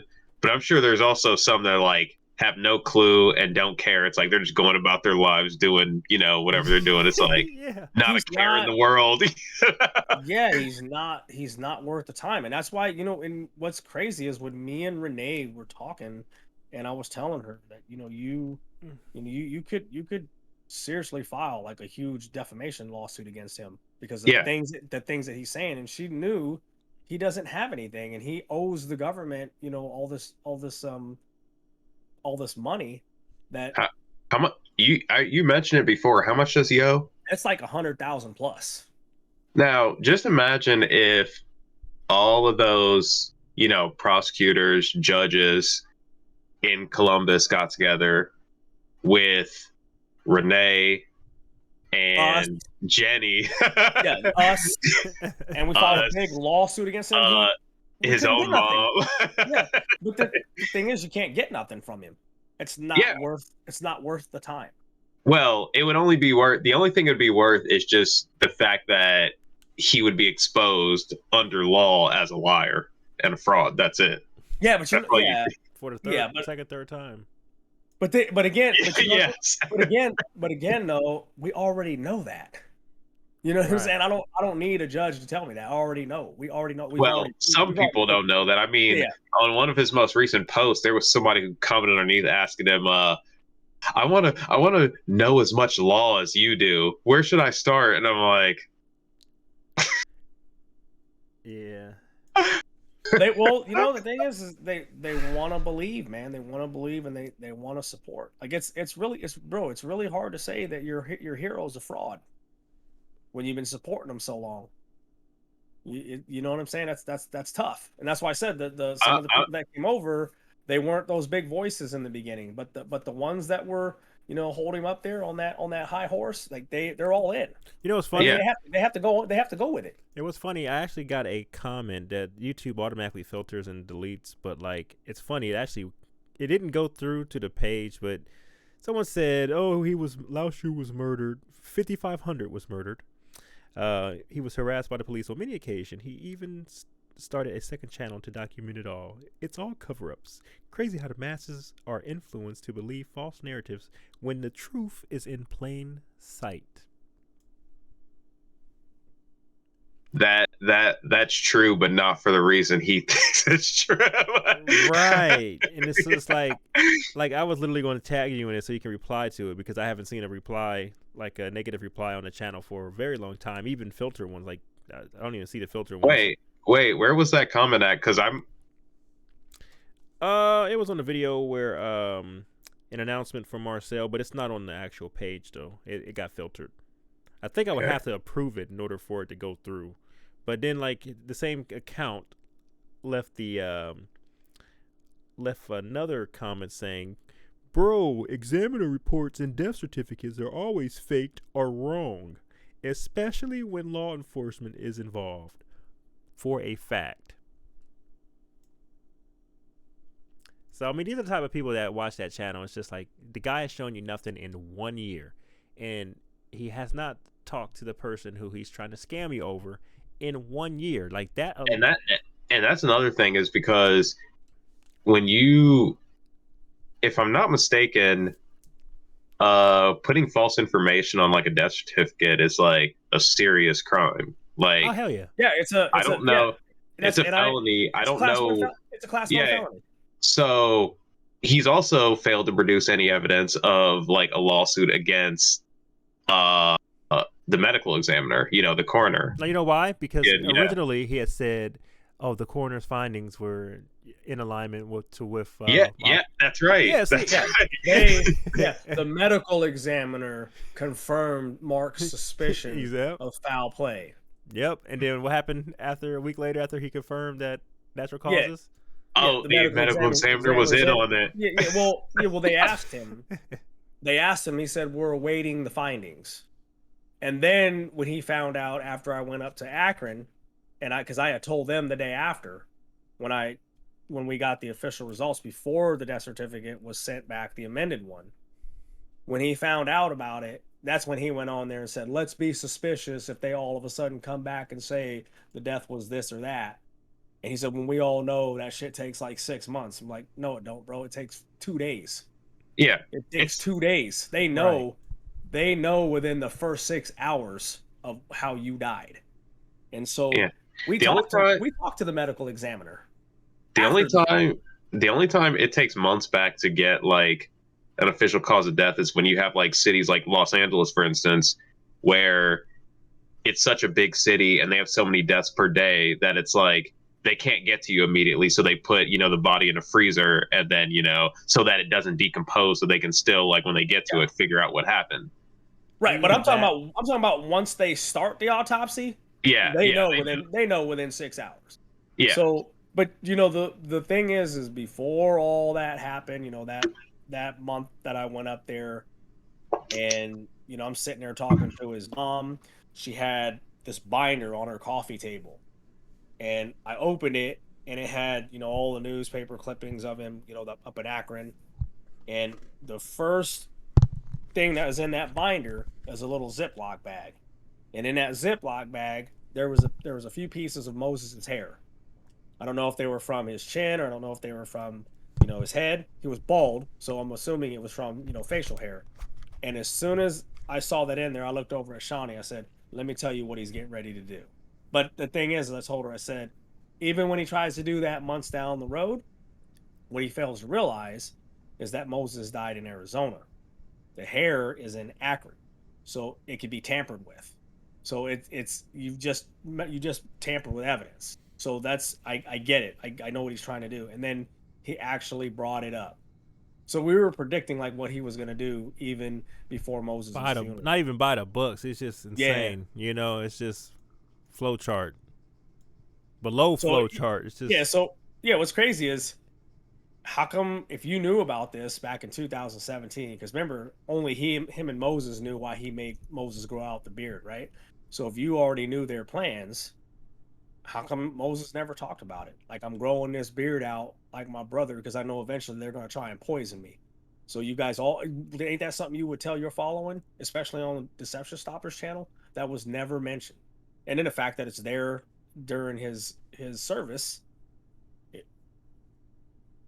that's what I'm saying. That those people that believe this stuff, they're all in. They have to go with it. They have to. And the thing is just what you were saying earlier about the death certificate, that if they're always falsified, right, when law enforcement's involved, then you can't have a death certificate that says homicide on it either. You can't have, you know, only one side of the coin. You got to go with both. If it says homicide or if it says natural, the death certificate is falsified. So what do you go off of? right. Yep, exactly. You know what I mean? You can't say, "Oh, because it says natural, it's falsified." But if it says homicide, oh, okay, now we're in business. In the Now the mind of death crazy now the death people. certificate is legit. Exactly, and that's the problem with them. It's just like what is believable? It's like the only thing they make up in their head. It's like they're so confused. They don't follow facts. They don't follow evidence. They don't believe in proof. So they only believe. They get emotional. Emotional people who are not intelligent and can be, they can just be persuaded without evidence. It's just based off of a perceived perception, or I'm sorry, a perceived connection to an individual in video form, and Yeah. that validates, that trumps everything, whether it's proof, evidence, and maybe even the videos of those people. Yeah, it just so happens that he goes to the cardiologist on December 17th, 2020, and she's telling him that she wants an EKG done because she does not like the irregularities in his heartbeat. And then almost 2 months later, the medical examiner confirms what that cardiologist was concerned about. Man, I still can't get over that, man. And they don't know each other. Right. But then you're going to turn around and tell Of everybody, course, you know what? Shit was staged. Of course, you know what? You know what Mark's response to that would be. Yeah, they staged. They knew each other. You just didn't know that they know each other. Yeah, the cardiologist was paid off. Yeah.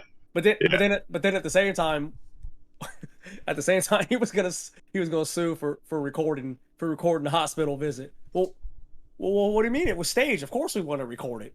We want to have record that it happened. Right. Which one is it?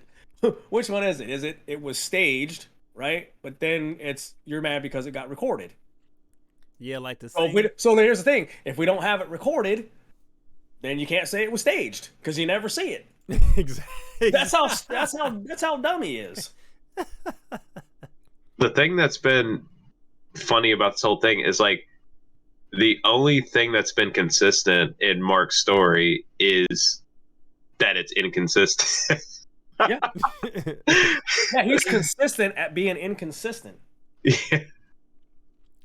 Yeah, that's so crazy. Like the same, it's just the same exact scenario. Like that, he's making things up like that. It's just that's exactly like what happened. Like we just spoke about earlier with how once he first came into the picture, it was, oh, she's trying to, your wife is trying to kill you, putting all these crazy ideas. And it's the same with his health. It's just like if you tell somebody you trust or that you want to trust, that you thought you could trust, like, hey man, I'm having trouble, difficulty breathing, or I feel a certain way, and he's just saying whatever he makes up, in his head as far as his diagnosis, or oh well, you just need to drink more of this, or we need to get some more essential water, or you need this in your diet, and you got a true health problem, man. Like that's still so. And didn't also, wasn't there a lawsuit against Jenny, I think, where it's even mentioned as part of the like kind of like complaint against Jenny was that putting him through all this stuff when he has like health problems or something to that effect. He had mentioned, someone had posted one of the dockets about it, where that was one of his points, was that she was aware that he had some kind of condition involving that stroke, and that like it was a risk on his life, and that came from Mark though, and that was used to contradict the fact that he said that Moses didn't have any health issues. Yeah, and it's like when it came from it came from your own writing.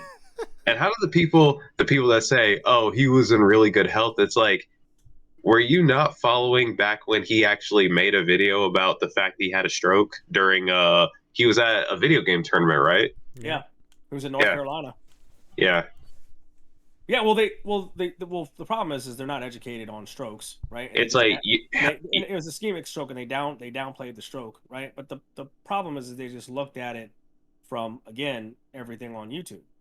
He's in the gym, he's working out, right? But he had serious heart issues that had been going on. I mean, the condition that he had, that stuff happens when you're in your 20s. And once again, right? One thing I remember Moses saying was, I remember the day he stopped taking his medication too. And once again, it's Mark. It's just like, oh, he just had him thinking, you don't need to take that. Oh, it's making you sick. It's making you worse. I'm telling you, man, idiot shit, man. Idiots don't. And you know what's ironic about that is that he told his dad the same thing. Told his dad to stop taking the medication, and and what's crazy, Shawnee was telling me, like, yeah, he was cooking for him or whatever, and told dad stop taking the medication, and as soon as he stopped doing all that, a few months later, dad was gone. Yeah, he don't talk about that. See that, and that's the thing, is that the family knows. Like, Shawnee shared all that stuff with me, and she had mentioned she didn't directly say, but they were wondering about that. Like you were involved with, you were cooking his meals, you were giving him baths, you know what I'm saying? And then as soon as all that stopped, Dad started having problems. And then he passed away. And then here's the thing.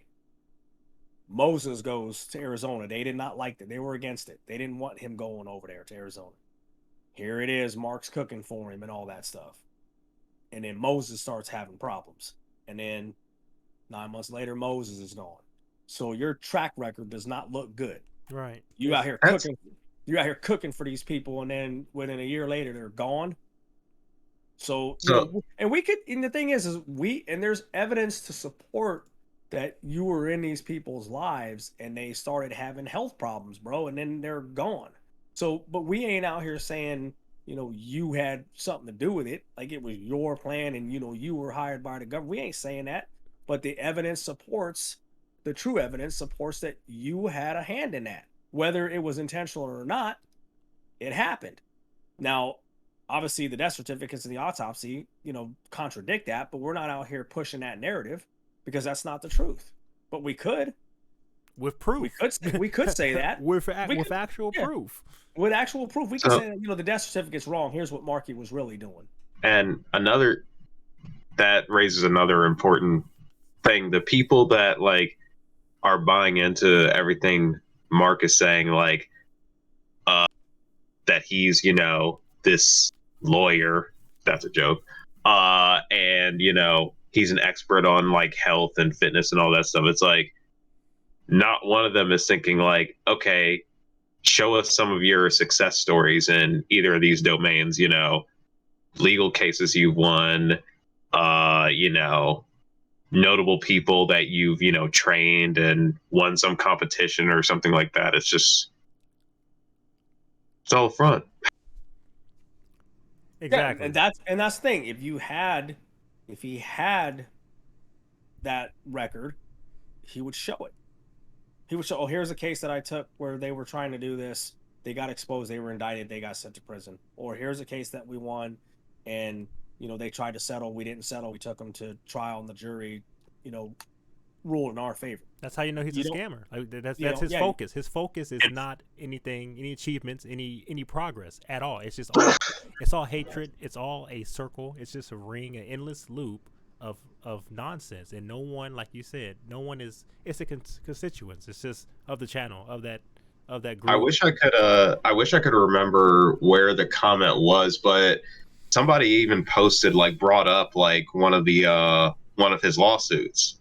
They had the documents in one of his lawsuits, and pointed out that he was applying some concept incorrectly. Oh, that's a continuing habit with him, because Renee had told me that her lawyers, when they were in court in real time, had to correct him because he was applying the law wrong. Yeah. Yeah, it's nothing new. Yeah, he's not a lawyer. He's a jailhouse lawyer. That's exactly what Moses told me, that he studied a little bit of law when he was locked up. Yep, and you can definitely tell, and you can tell by the individual. And you know what? Here's the thing: if you know lawyers, because I know lawyers in the gaming community, they're personal friends of mine, and I kind of experienced this too with a woman that I was dating, and she was a doctor. People that are doctors and lawyers, they don't go around giving you hints that they're doctors and lawyers. They don't use that kind of verbiage. They're just like us. But when they go to work in their profession, that's when they apply, that knowledge. They don't do it publicly. So the girl that I was dating, she was a doctor, and that's where I kind of was skeptical about it, because she felt it was necessary every day to remind me that she was a doctor. And I told her that, I'm starting to have a little bit of doubts, because most people that I know that are in the medical world don't need to tell people that they're a doctor every day. Right. And then I started digging into who she really was. She wasn't a doctor. You know what I mean? So him doing all that, and he never corrects anybody. Yeah. So when somebody, somebody's talking about you, what I'm saying, if you're going to keep it 100 and they say something about you, you need to correct them if it's false. Just say you're not a lawyer, but you studied a lot of law in jail.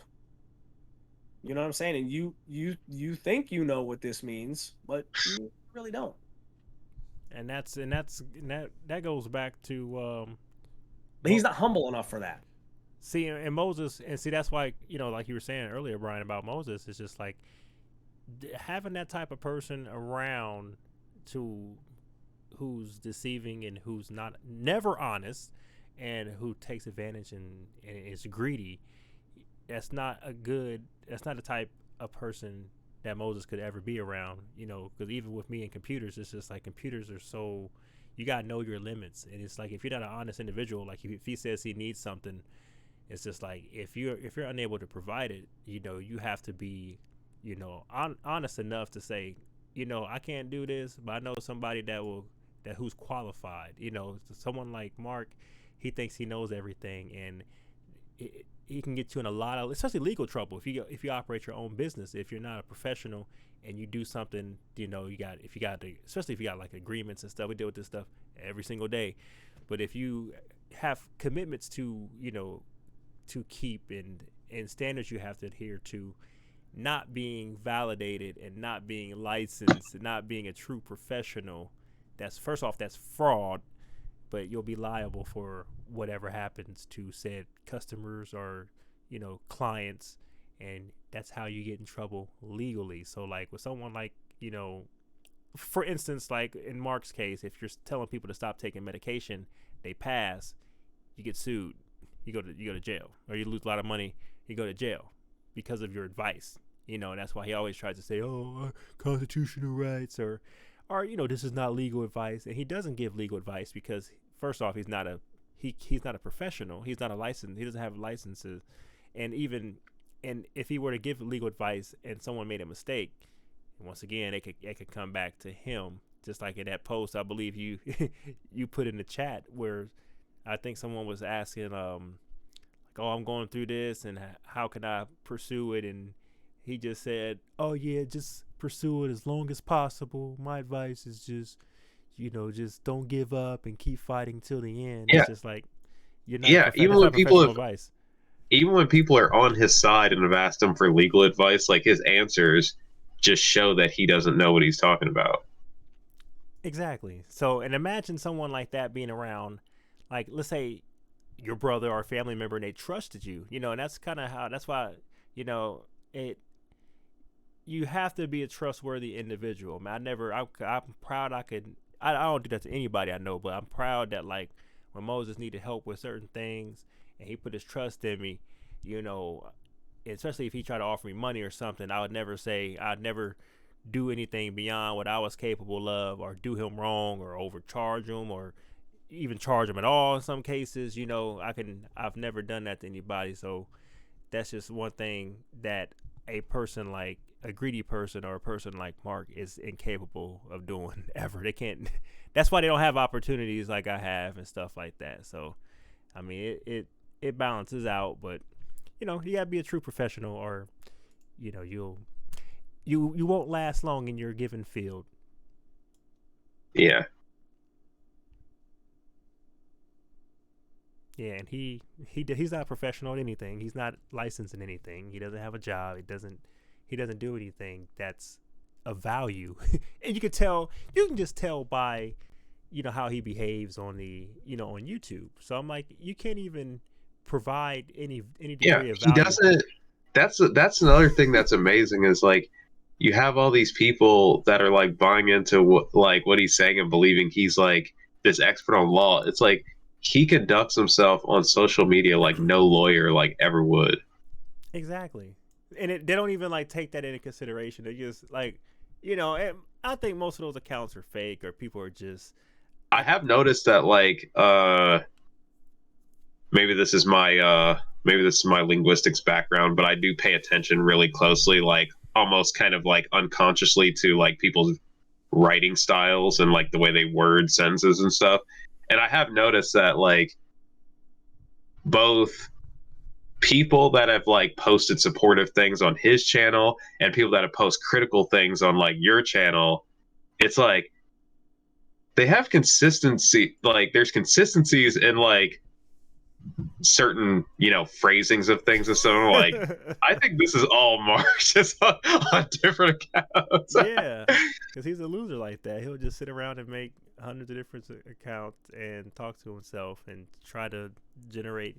And once again, it's all online. It's all fake. He's fake. Everything he does is not real. He's not real. He's not capable of anything. So I mean, it's the only way. That's why there's a lot of scams online, because only in an arena like that would somebody, with no skill, no talent, be able to function, And he doesn't even know how to use a computer. So I mean, he's not even computer savvy. He doesn't even. By the way, it wasn't until just recently that I went and looked at like some of his music videos. Oh man. Yeah, it's terrible. Absolutely It's terrible. Right, and it's just hilarious because like, you can even see through the music that like he just thinks he's just he thinks highly of himself. Like he just thinks he's hot shit when he's like it's not even that no one ever told him he was bad, but he kind of has that like he just wants to be the center of attention, and once again it's just like, and that was years ago. You don't see any posts on that. Yeah, we haven't even gotten into just some of the selfies he takes.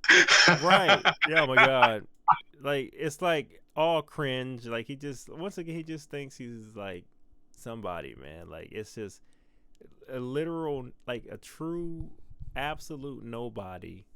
It's trying his hardest to get attention, trying to be seen, and there's nothing he can do. Like it's I mean, he's really trying to like milk this thing for all he can get out of it, but it's just like in the process it's like you just keep feeding this lie that like it's like yeah, it's not a sustainable lie. Yeah, like what has he shown you on any social network, whether Instagram, YouTube? I mean, we still have it hasn't been a whole year yet since Moses' passing, but it's like you think a year from now, 2 years from now, 3 years from now, he's still gonna be like, oh, we've uncovered this unbelievable information and all these people are going to jail, and it's like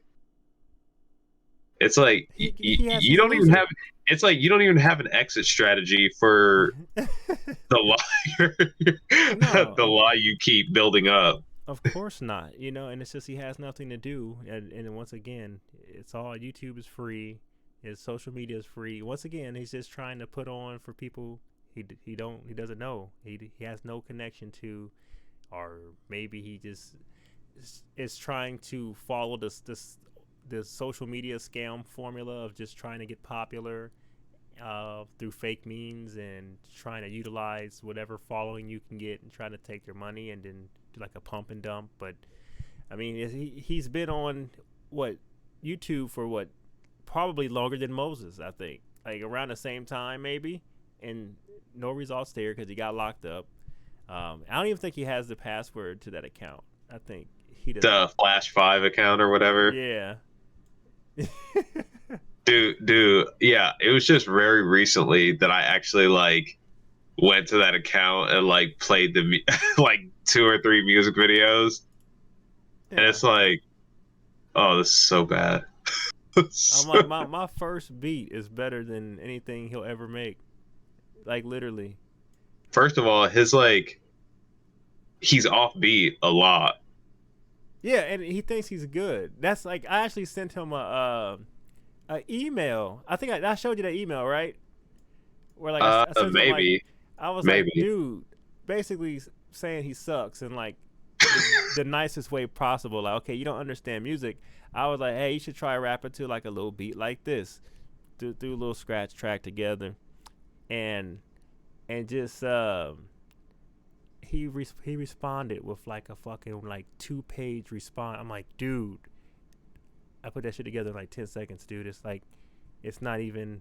I just told him, like, I try to give advice, like, okay, maybe you should like maybe try to articulate your words better, is what I said. I was like, because because obviously I'm actually a trained singer, believe it or not. So it's just like I actually have musical background, and it's like I'm like, dude, you don't know how to articulate words, so maybe you should take a page out of Flo Rida's book or something and try to like you're trying to flow like Flo Rida, but you don't make any fucking sense and you don't have any fucking talent. So try to give him advice, and then he sent me like this 2 page response like I was like, hey, you should try this, and then like literally like, oh, I've been excuses. Like you're talking to a professional, like dude, like he was like, oh, I'm getting back into things, and it's been a while since I've been out of production.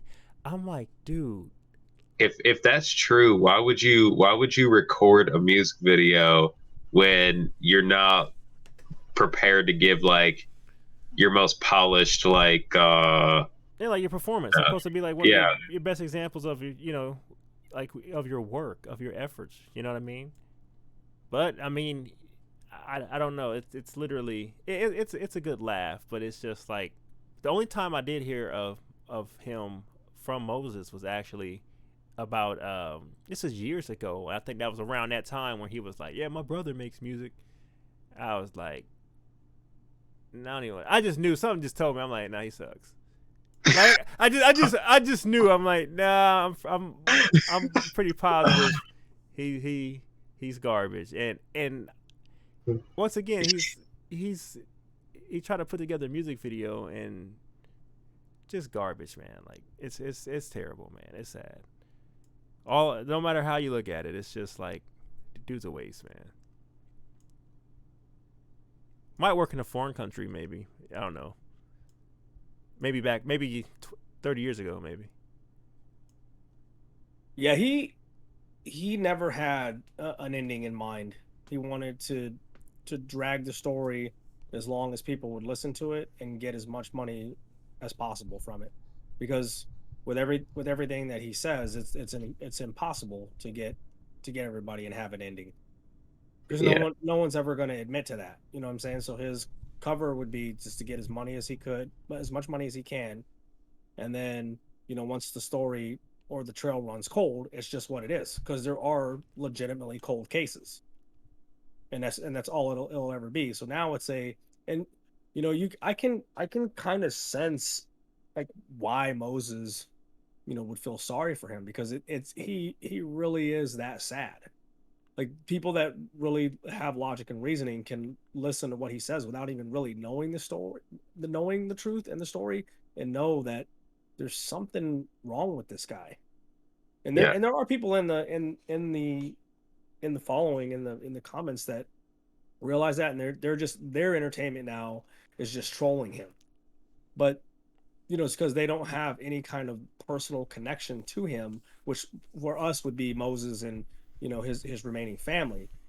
Because other than that, like he's nobody, yeah, Right. right? So when you listen to him, it's like, bro, it really is alarming that there's somebody out there that's like that, that can just literally just lie and know he knows that he's lying. Yeah. So the mental part, yeah, the mental part of it I don't buy, because he's well aware of what he's doing, and the proof of that is in the audio, yeah, the day before anything happened, because he was sound mind and soul when he was talking to them, when he was getting cornered for his inconsistencies and his contradictions. He was forced to come out and say, oh, it's because I missed you, and I want it to be this way. And he kind of got caught sabotaging, like Moses said he was doing, because he really wanted it to be just him, Moses, and the girls. And when he realized that wasn't going to happen, his exit strategy was, I apologize, I perceived it this way, I didn't I wasn't trying to do anything, but I think it would be better if I went my separate way. That way you guys can have your space, I have my space, we can still do things together, and that kind of smoothed things over, right? So Moses bought into that, but Renee didn't, and that's why she rejected his apology. And he really had to hold that L. And back to what I was saying earlier, he's not humble enough to do that. So his pride got the better of him, and that's when he came out and blew up the next day. Yeah, He started making couldn't up stuff he about her. couldn't he couldn't hold that L, especially from a woman that exposed everything he was doing, and he lost to her because Moses chose her over him because he lost his trust. And this was the person that, in his eyes, was going to better him, was pointing out things that, a lot of people didn't know. But, in a way, I went back and, like I said, I wasn't really part of the language community while I watched the videos. But, when you go back and watch those videos, in hindsight, when you go back and watch them now, go back and watch the videos when, him and his brother were doing videos. Bro, them intros were ass. They're dry. There's nothing like they're just sometimes they're just sitting there. They're not saying anything. So she showed me, I saved all the stuff that she sent me, but she showed me a notepad that was full of suggestions on how to make, their streams better and how to make their videos better. Like she created, a lot of the thumbnails for him. She had, business models for him. And, not saying that there weren't people in the mix to do that, but she brought that element that he was missing. And if everyone could have collaborated, as a team, eventually he was going to get the boot. But I think if it wasn't looked at from the personal aspect of it, they could have just got past that, which it was really nobody's business, and just focus on what, like he said, how do we make FLR better, or how do we make the channel better, or whatever. And people, just because there was enough creative talent and minds in there to do that, but everyone chose to focus on the shit that they weren't part of, right? So then Yeah. that's where the shit just got twisted out of hand. But we all know the truth, and it's we're fortunate enough to have that truth, because imagine, like, if we didn't get to speak to her, we really could only go off what he's saying, and he could just be sitting there lying forever. And maybe maybe he can't get his hands on evidence that actually does exist, that we know it doesn't. But let's just say that we didn't have any truth. I mean, eventually the death certificate's gonna squash a lot of that. But as far as like what was going on behind the scenes, like, we weren't there, so we don't know. We only know what firsthand knowledge of the people that were there. And then when we corroborate like everything we have, like, this side makes more sense than what you're saying. And now that we've hatched that out, now what you're saying, you're putting us through what you put them through.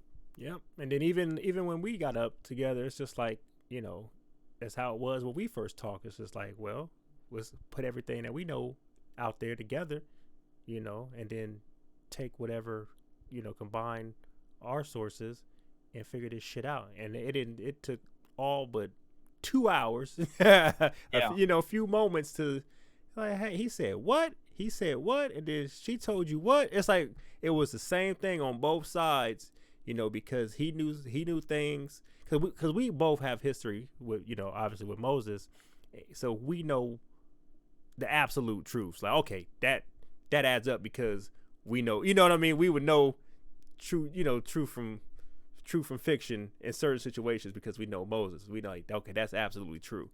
And so it was just everything he had said versus everything she had said. Like, here's my story. Here's what he said. Here's what she said. Here's what happened. Here's what I have proof of that goes, in reference to what you said. And it was just it's just one of those moments where it's just like, God damn, he's been living like this for months, because, like, just imagine if someone calls you out of nowhere and they blow up. They're blowing up for hours, 4 hours, or hour in person, hour and a half in person with them, and then calls me back and explaining this line for 2 hours. And then it's just like, you have that situation, and then it just comes down to, like, how many times has this happened in the past with them? You got to think, that's just one day out of, he's been with them been living off of them for 5 years. So imagine having to deal with that, especially, once you get a girl. And so that's going to make you focus a lot more on building a life. And it's just like, Moses was, 30, late 30s. This guy's mid 30s. not not doing anything, not providing anything, not providing for himself, and is being a burden and not even contributing to his streams, just sitting there in front of the camera, not even really moderating the chat, just sitting there, just being there just to be there, not even contributing, just wants to be seen on camera. And it's not even his operation. It's not even his stream. You see what I mean? Like, so just someone just infinitely pestering you continuously, you know? So just imagine how that would feel on top of the emotional aspect of it too, when you're getting yelled at and you're getting all this negativity from this person. It could be on a day to day, because that, once again, that was just 4 hours out of their regular day. I know things were probably reaching a tipping point at that time, but I mean, I could only imagine what that happened once a week, once every other week, when you don't even have to deal with it. You're providing everything. So it's just one of those things you think about, you know, in hindsight. You just look back, it's just like, what was he really going through? Like you said, luckily, you know, like Fuji just mentioned, we got the audio. They took the time to record that stuff, to document it, and you do have that closure. But imagine if we didn't, you know? And definitely, like what you said about, like, he's just kind of there but not really doing anything. It's like you kind of see that even more with those audio recordings, because it's just like when he's like, people don't need to know that there's like bad energy going on, you know, in this house and stuff. But he's like, and I'll come back and do a video or two here and there when I can and all that. And it's just like, why? It's like, what's the point? It's just like he wants to keep up some appearance like he's involved in, you know, Yeah. business side of things. And it's like, When he's but not. he's not. Yeah. It's an illusion. And it's just like, you know, what Fuji had mentioned this a while ago when we talked, but just having like a grown person, not only that you're liable for, but just a grown person up under you 24/7, and you're a grown person and you got a girl in the mix that you're trying to build a life with, you know, and you have kids too, because, you know, like Fuji just mentioned about the audio, you know, Mark had the impression it's just going to be me. Imagine someone in their mid 30s telling you it's going to be me, you, and the kids. Like, what? I just wanted to be me, you, and the kids. It's like, you're not dictating my life. You're not. How do you? You're making plans for me that when you're not even. You technically shouldn't be in the picture. I'm just being nice here. You know. You see what I mean? And this person just.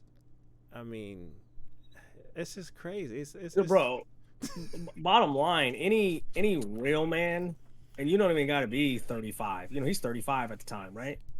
Any real man, even in their mid 20s, like if I'm living with my boy, like, and we cool, right, and we doing shit, the moment that he gets booed up, and it's gonna be, and I know it's gonna be serious, it's time for me to not necessarily move out, but it's time for me to do my own thing. Yeah. Let them. I'm not even worried about what you're doing anymore.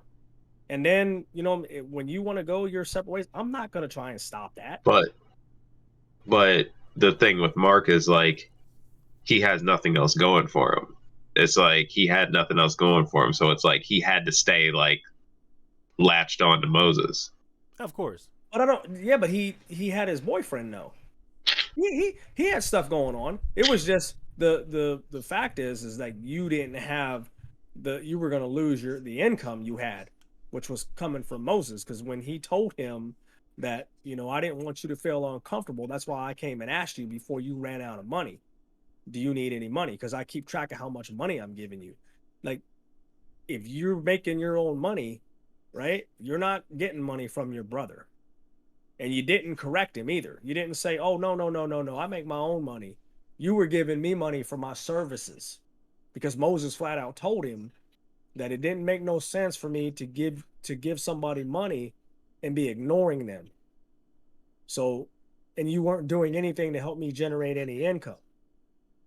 So if you were making it your own way and you had your own little stash of money, then you would have corrected him. You'd be like, no, bro, I'm not living off you. No grown man is going to have another man telling them that, you know, you're feeding me. Right. If I'm not doing a service for, especially if I'm doing a service for you. No, you're paying me for my service. And that's what it is. I don't know if you knew that, but that's why you're giving me money, not because you're handing it down to me. Right? Because you got to remember that, and that's the context that, you know, I would hope people would have got for that. Bro, you're 35 years old. you're 35 years old and you're worried about your brother moving on with his life, getting married, and starting his own chapter without you, for even though you guys have been, you know, joined at the hip for 4 years. That's over. You need Yeah. to worry about what you're going to do. Get that little apartment you got going on, that the ball you said is already in motion, and get out of there. That should have been. There And shouldn't have that's been it. no. Nothing There to talk shouldn't have been about. no. There shouldn't have been no videos. There shouldn't have been no tension. There should have. You should have been doing your grown man shit. Bring your boyfriend over, live your life. Don't worry about his. And that's Exactly. what. And that's what it should have been. And you should. And if anything, bro, you think about it. When you put yourself, in his shoes. If you had a brother, right, and your brother just went through hell, supposedly, for divorce, right? And you've been by his side for 3 years, and he ain't had like anything steady as far as a relationship is concerned. As soon as he gets in one, whether you know the woman or not, you should be happy for him. You should hope that they're able to build, and that he found someone that shared the same interest in him. You should be supporting that. You should be, if anything, bro, you should be like, he should have been kind of what Moses was trying to do, like his own thing. Because I don't know any grown man, as long as I've been alive, that's trying to be joined at the hip with somebody that's got a boo. Right. Even at a young If age, like, anything, that should inspire you to go build your relationship. yeah, Look what he got going on. You know what I'm saying? Like, I want that. That's what you should. I want that, right? But he wanted the other part of it. He wanted the channel. He wanted the following. He wanted the notoriety. He wanted the money that came with it. And if I ain't got you, right, then I don't know what else I'm gonna be able to He talk about. he wanted Yeah, the fame, but he had like nothing marketable that would warrant fame in his yeah, case. So yeah. absolutely. There's no coattail to ride after you get kicked to the curb. Right. And it's even like you're saying, like, even any even a young, like, teenager, like Yeah, 18, 19, like, if you got roommates, your boy bring a girl over, it's just it's you should be considered enough to, it's time to go. Like, they need some time to chill or whatever, you know what I'm saying? Like, it's just respect. It's that mutual respect thing. Like you said, being joined at the hip, it's just like, dude, even like, you know, anybody I roll with back in the day, like, oh, they kicking it with that girl. It's time to give them some space. It's time to bounce. It's like, find something else to do. Like, it's just respect. yeah. Even if you're not fully grown, bro, you know how comfortable that is, bro. Imagine going to the movies. You 17 years old, and your boy like is with a girl, and there's nobody. You ain't got nobody, bro. Right. That's uncomfortable. Right. Nah, bro, you go ahead. just Go ahead. Yeah, you just the third wheel. Now go ahead and rock, bro. I'm good. Right. I'm not going with you. Right. I'm not putting myself in that position. That should just be uncomfortable, regardless of what anybody thinks. You should automatically feel uncomfortable. You sitting there with your dude and he with his girl, like, you, in a way, you're like invading his space Yep. inadvertently. You know what Yep. I'm saying? Like, bro, that ain't clicking. And That's the weirdest part about it, bro. That's so weird to me. and you shouldn't Like, force your boy to, and that's how it's always been. Like, you shouldn't force your boy to, to draw the line between you and the girl.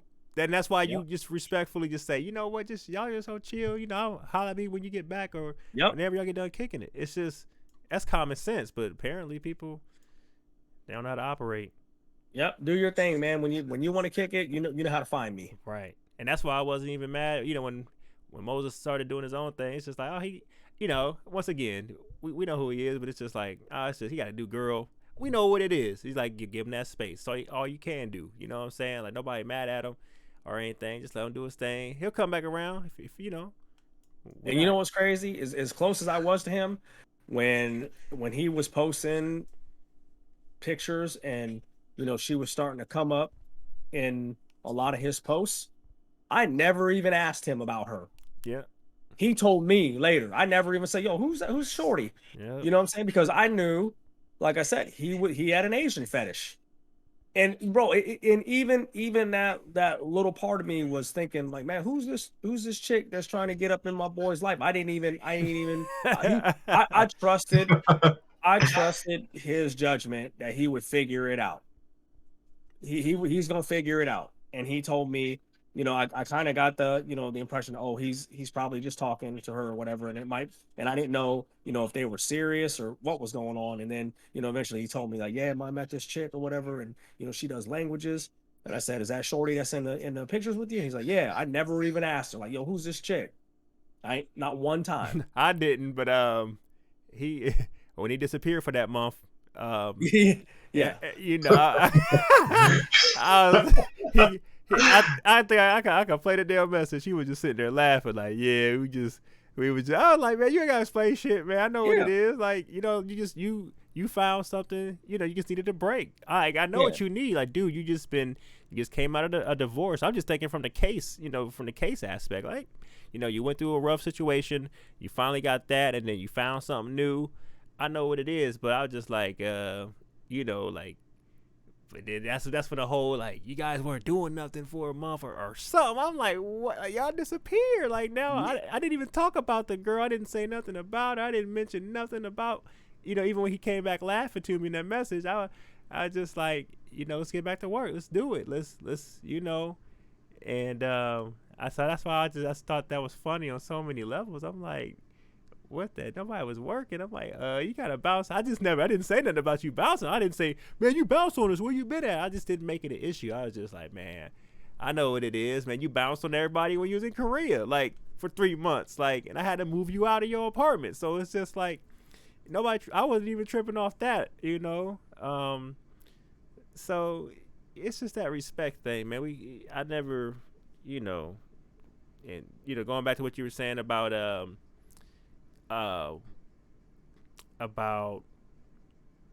know, that having that trust, and, you know, and like you were saying, having like a definitive you were talking about having basically a definitive understanding of the services you're providing, you know, to Moses. You know how he was saying that you know, his brother was asking him for money, and they didn't really have a set amount of money, and as they didn't really have anything set in stone as far as how much support Mark was going to get, this and that. And that's kind of odd coming from someone who claims to be a lawyer, because everything should be on paper, you know, any agreements they have, you know. But just touching on that, you know,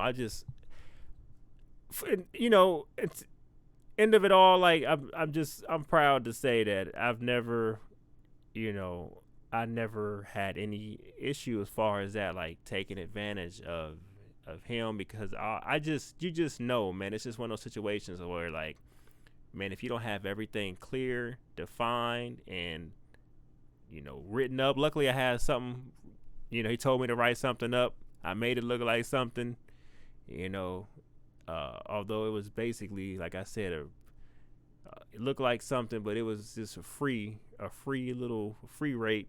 But I just make it look like something. That's what he wanted. He just wanted something on paper. I'm like, man, I ain't charging you for shit. But when you're around certain people, man, who can't be trusted, and who aren't operating in your interest, man, they'll just leech, and they'll try to stick you for everything, whether it's up front to scam you, run off with a lot of money one time, or once again don't get what they deserve or what they felt they deserve, and try to come at you in the future in like a frivolous or fake lawsuit over time. I'm just proud to say I've never done anybody like that, or never had any ill intentions to ever want to do that. I just never had to have that in my life, thankfully. But to see how this person is acting over a few dollars, it's just it's hilarious, but honestly, truly sad at the same time. Like, in reality, it's truly sad. So be careful the company you keep, because you see with this character that how bad it can get, and no one shouldn't have to live in an environment with someone that toxic on the regular every single day, because it's not productive for any individual.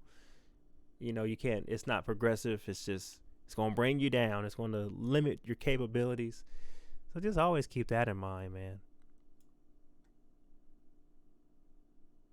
Yeah, I don't even look at none of the stuff that he does unless you guys post it. Same. I don't. Me and when I talk to Shawnee, like we don't even really, unless she mentions it first. I don't even. I just check up on her, see how her and mom are doing, and we don't even really talk about it. I'm actually at the time when I was talking to her on the because we were actually the same thing. I was calling her to see what she was doing because she stopped working for a little bit, and I called down there to see how she was doing, and she just happened to be sitting on the porch with mom, and because mom don't want us talking about it, so I didn't really say anything, and then she had brought it up, and mom just went off on the porch, and she said, the stuff, the little clips that I showed you guys, and she said, you know what, we're going to the store, give me an hour. She said, I'll put an end to this stuff. And, I recorded, because they gave me consent to record it, and I recorded some stuff with her, and I didn't even put it up. I said, I'll just put, a couple of the words that you said that, you saw his body, and, how you feel about it with, the death certificate. And that really should be enough. But we knew that what he was going to do with it. So that's why I didn't even really put, everything up there, because it's not going to matter. He's going to try to twist it anyway. So now it's to the point where, everything that, we said on May 8th, it's going to stay true all the way till 25 years from now. Yeah. So to give him any kind of energy is just, it's almost, it's almost basically, again, what he was telling us before he left. Like, I'm not going back and forth with you. I know what the truth is. I'm not giving you that energy. You know what I'm saying? And that's why he never made amends with them, because he Yeah. knew where it was going. It was never going to get to where he was going to admit that he was wrong, and get the help that he was willing to pay for. He just would rather just naturally, being an unconfrontational person, not deal with it, especially, with that individual. Yeah. That's why he said, you do this to your own blood. You know what I'm saying? It was very traumatizing for him, bro. When he came here, when we went to go eat the Asian spot, man, bro, it was crazy. I thought he was gonna break down. I'd never seen him like that. I thought when he was telling me, I thought he was gonna break down. And I said, man, I said, just, do you. You know what I'm saying? And don't give it. I told him back then, I said, don't give it no more energy. And then here we are having to give energy. Yeah. You know what I'm saying? Almost a Just year so later. just so we can, Yeah. put the truth out there. But, I was gonna be damned, when I first came out, after learning what, the truth was, and let him be out there, because when I reached out to him and he didn't call me back with the arrangements, and I don't know if it may have been Renee. Yeah, it was Renee. She sent me the link to his first video, the one he put out on the 15th, about the murder investigation. I was going, oh, no, no, no, no, no, no, no, no. And that's when I said, let's just wait. And she showed me all the Discord stuff that was going on, and all the stuff on Instagram, bro, that people were just, bro, they were just flat out asking her, what'd you kill him with? What weapon did you use? And I was sitting there like, are you serious? And then, I listened to the messages from Denise, and, she was talking about, she wanted to, just disable the chat and Discord, because they basically lynched her without knowing anything. And Yep. so, Yeah. it's tough, bro. And the thing is, and I even asked Marcel about this. I'm not sure if I asked you, Brian, but, I was gonna do this, but, in a way, I kind of already know the truth, because a lot of people, they cite that as their source. But, bro, I went back, I watched their little 15-minute clip about, when he talks about how he met her. And then I watched one of their videos. I think I only watched like two of them. I watched that one, and then I watched the video when they went to, oh, it was three of them. There was one where he's in the parking lot talking to like three guys, and they're telling him where a good place to eat is. And then there's another one where they're in a Mexican restaurant, and he, I don't know how far he is in learning Spanish, but I mean, she was killing him, because obviously she's more fluent in Spanish than he is.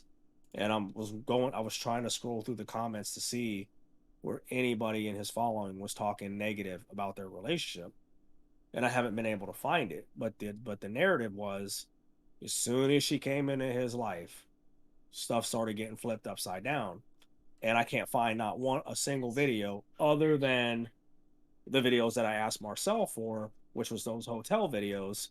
And that's where people got that impression from. They're But going up tonight. they didn't walk the experience that we have now walked.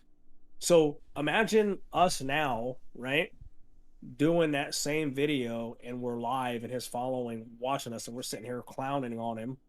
They're gonna say the same thing about us. Oh, how you gonna sit there and talk about his brother like that when he took him through the gym and got him through the court cases and took him through bankruptcy, and you guys are sitting there laughing at him, talking about his boyfriend and all this stuff. Like, bro, you should hear the stuff he's saying about us. We know that it's 100% false. So it's funny to us, but at the same time, it's all lies. But I haven't been able to find a single video prior to that it shows that, you know, she's controlling him, like Moses is not himself, like she's dragging everything down. It's the IG video that they said that she was telling him what to say off the notes that Mark sat there and watched her write for 3 hours, that he took responsibility for, and those hotel videos after the stuff that he had blown up to Marcel about on the phone that they recorded. So they were clowning on him just like we are, because he's that sad of an individual that it's weird. It's almost like you have to feel sorry for him because he's that pathetic. He's not entertaining. The like you said, the story that he's telling is not sustainable. There's no exit strategy. There's no end game. So when you're sitting there listening to this, like, bro, the thing is when he does his videos, I don't even think he sits there and watches the videos before he posts them. He just does them in one take. Like, they're that bad. Yeah, because he'll say contradictory things in the same video. Yeah, bro. Like I mean, everyone, you know, when you make videos, you want to try to avoid, you know, parts where you get stuck, or parts where you say things twice, or you're saying, you know, one word like a bunch of times. Like, you need to edit all that stuff out, and he don't do that. All his shit is just, bro, you really just posted that? Sometimes that, and you know, that was one of my points, is that you won't ever go live so people can challenge you in real time. No. He avoids anything that's going to get him hemmed up that he hasn't already been hemmed up on, because you're going to look really bad when you're sitting there live. Yeah, that's a good challenge. Post that, Marcel. Do a live. Why don't you do a live Q&A? Let your following ask you questions, and let's see how long or what kind of spin you're going to put on everything when they come and ask you, oh, you said that they were going to do this. Do you have any support? Let's start with, and one of the talking points that I said was, we'll just start here. You said you were poisoned in Florida, right? Coconut Grove. Where's the toxicology report? So your following and us, we can see that chemical composition. So we know what you're saying is true. That's fair, right? You're saying that happened to you. You should be able to show us other than just say it. Because most people would have those details. He would not survive, like, questioning in a live stream. He would not survive that. Especially since he can't get on his fake accounts, so he can't be on his fake accounts at the same time. Yeah, sure there was record of you in a hospital somewhere or a clinic, right? So you can show us that bill, right? Show us that bill, and then show us what their findings were. Oh, you know, he said he has. Oh, you know, I keep potassium with me. I got. Yeah, where's the big receipts? Show us one. Exactly. He said he had an anti-poison agent after they tried to assassinate him. Kid you not. And you know what's crazy is when me and Marcel were first talking about this that night, and it was like 3:00 in the morning. I was like, bro, the government is not going to fail if they want to kill you, especially in Florida. They would have left you dead on the road in broad daylight just to make an example out of you. That's what you do if you're trying to get the message out there. Yeah. If you're really a threat, we're going to take out the main piece, and we're going to let everybody know this is how serious we are. We're not going to wait till you go to a Chinese restaurant and put poison in your General Tso. That's like, I think I said this example to you guys before. It's like the U.S. government flew 2 stealth helicopters into Pakistan, completely avoiding radar. So Detection, the yeah. Pakistani government didn't know they were there. Went in, swept through the compound that bin Laden was in, killed almost everybody except for children and like 1 or 2 of his wives or whatever, and got out, cleaned everything up, and got out before the government even knew what was going on. But they're having a difficult time killing this credit card fraud felon who can't even pay his rent. With no job, no resources, And no you, intelligence. and you know what's crazy is that, so obviously, right, Moses is gone, and the thing is it happened right around a lot of the time where a lot of people were dying from COVID, and that excuse was not used. It wasn't even brought up. Yeah. You know what I'm saying? That would have been just as believable as the cardiac arrest, because it was happening to everybody. What's crazy is where I did my event, the event that he sponsored, the guy that I stayed with, the house that we did the event at, died of COVID back in May of 2020. And I told Moses that, and he died, 2 weeks before Moses came out here. So he was scared to death of that. And the last thing he wanted to do was be hemmed up in a hospital where he couldn't do, because he had the 30-day challenge going on. He was doing the new stuff with, he didn't want to be yoked up in no hospital. So it would have been believable if it's, oh, he got COVID, he died of complications of COVID because he had underlying health conditions. But that wasn't even mentioned. It wasn't even a thought. But he's trying to use, but again, like I said, when you want to spin a conspiracy theory, you got to have the official data to twist it. So that's why he's saying, oh, they're trying to lure me to Ohio so they can say I died of COVID. Okay. With what proof? What would they even need to lure you to Ohio for? Yeah, why can't you just die of COVID in Arizona? Why did it have to happen in Ohio? Because he has to make every statement. But again, yeah, with either Moses or Ohio in the picture.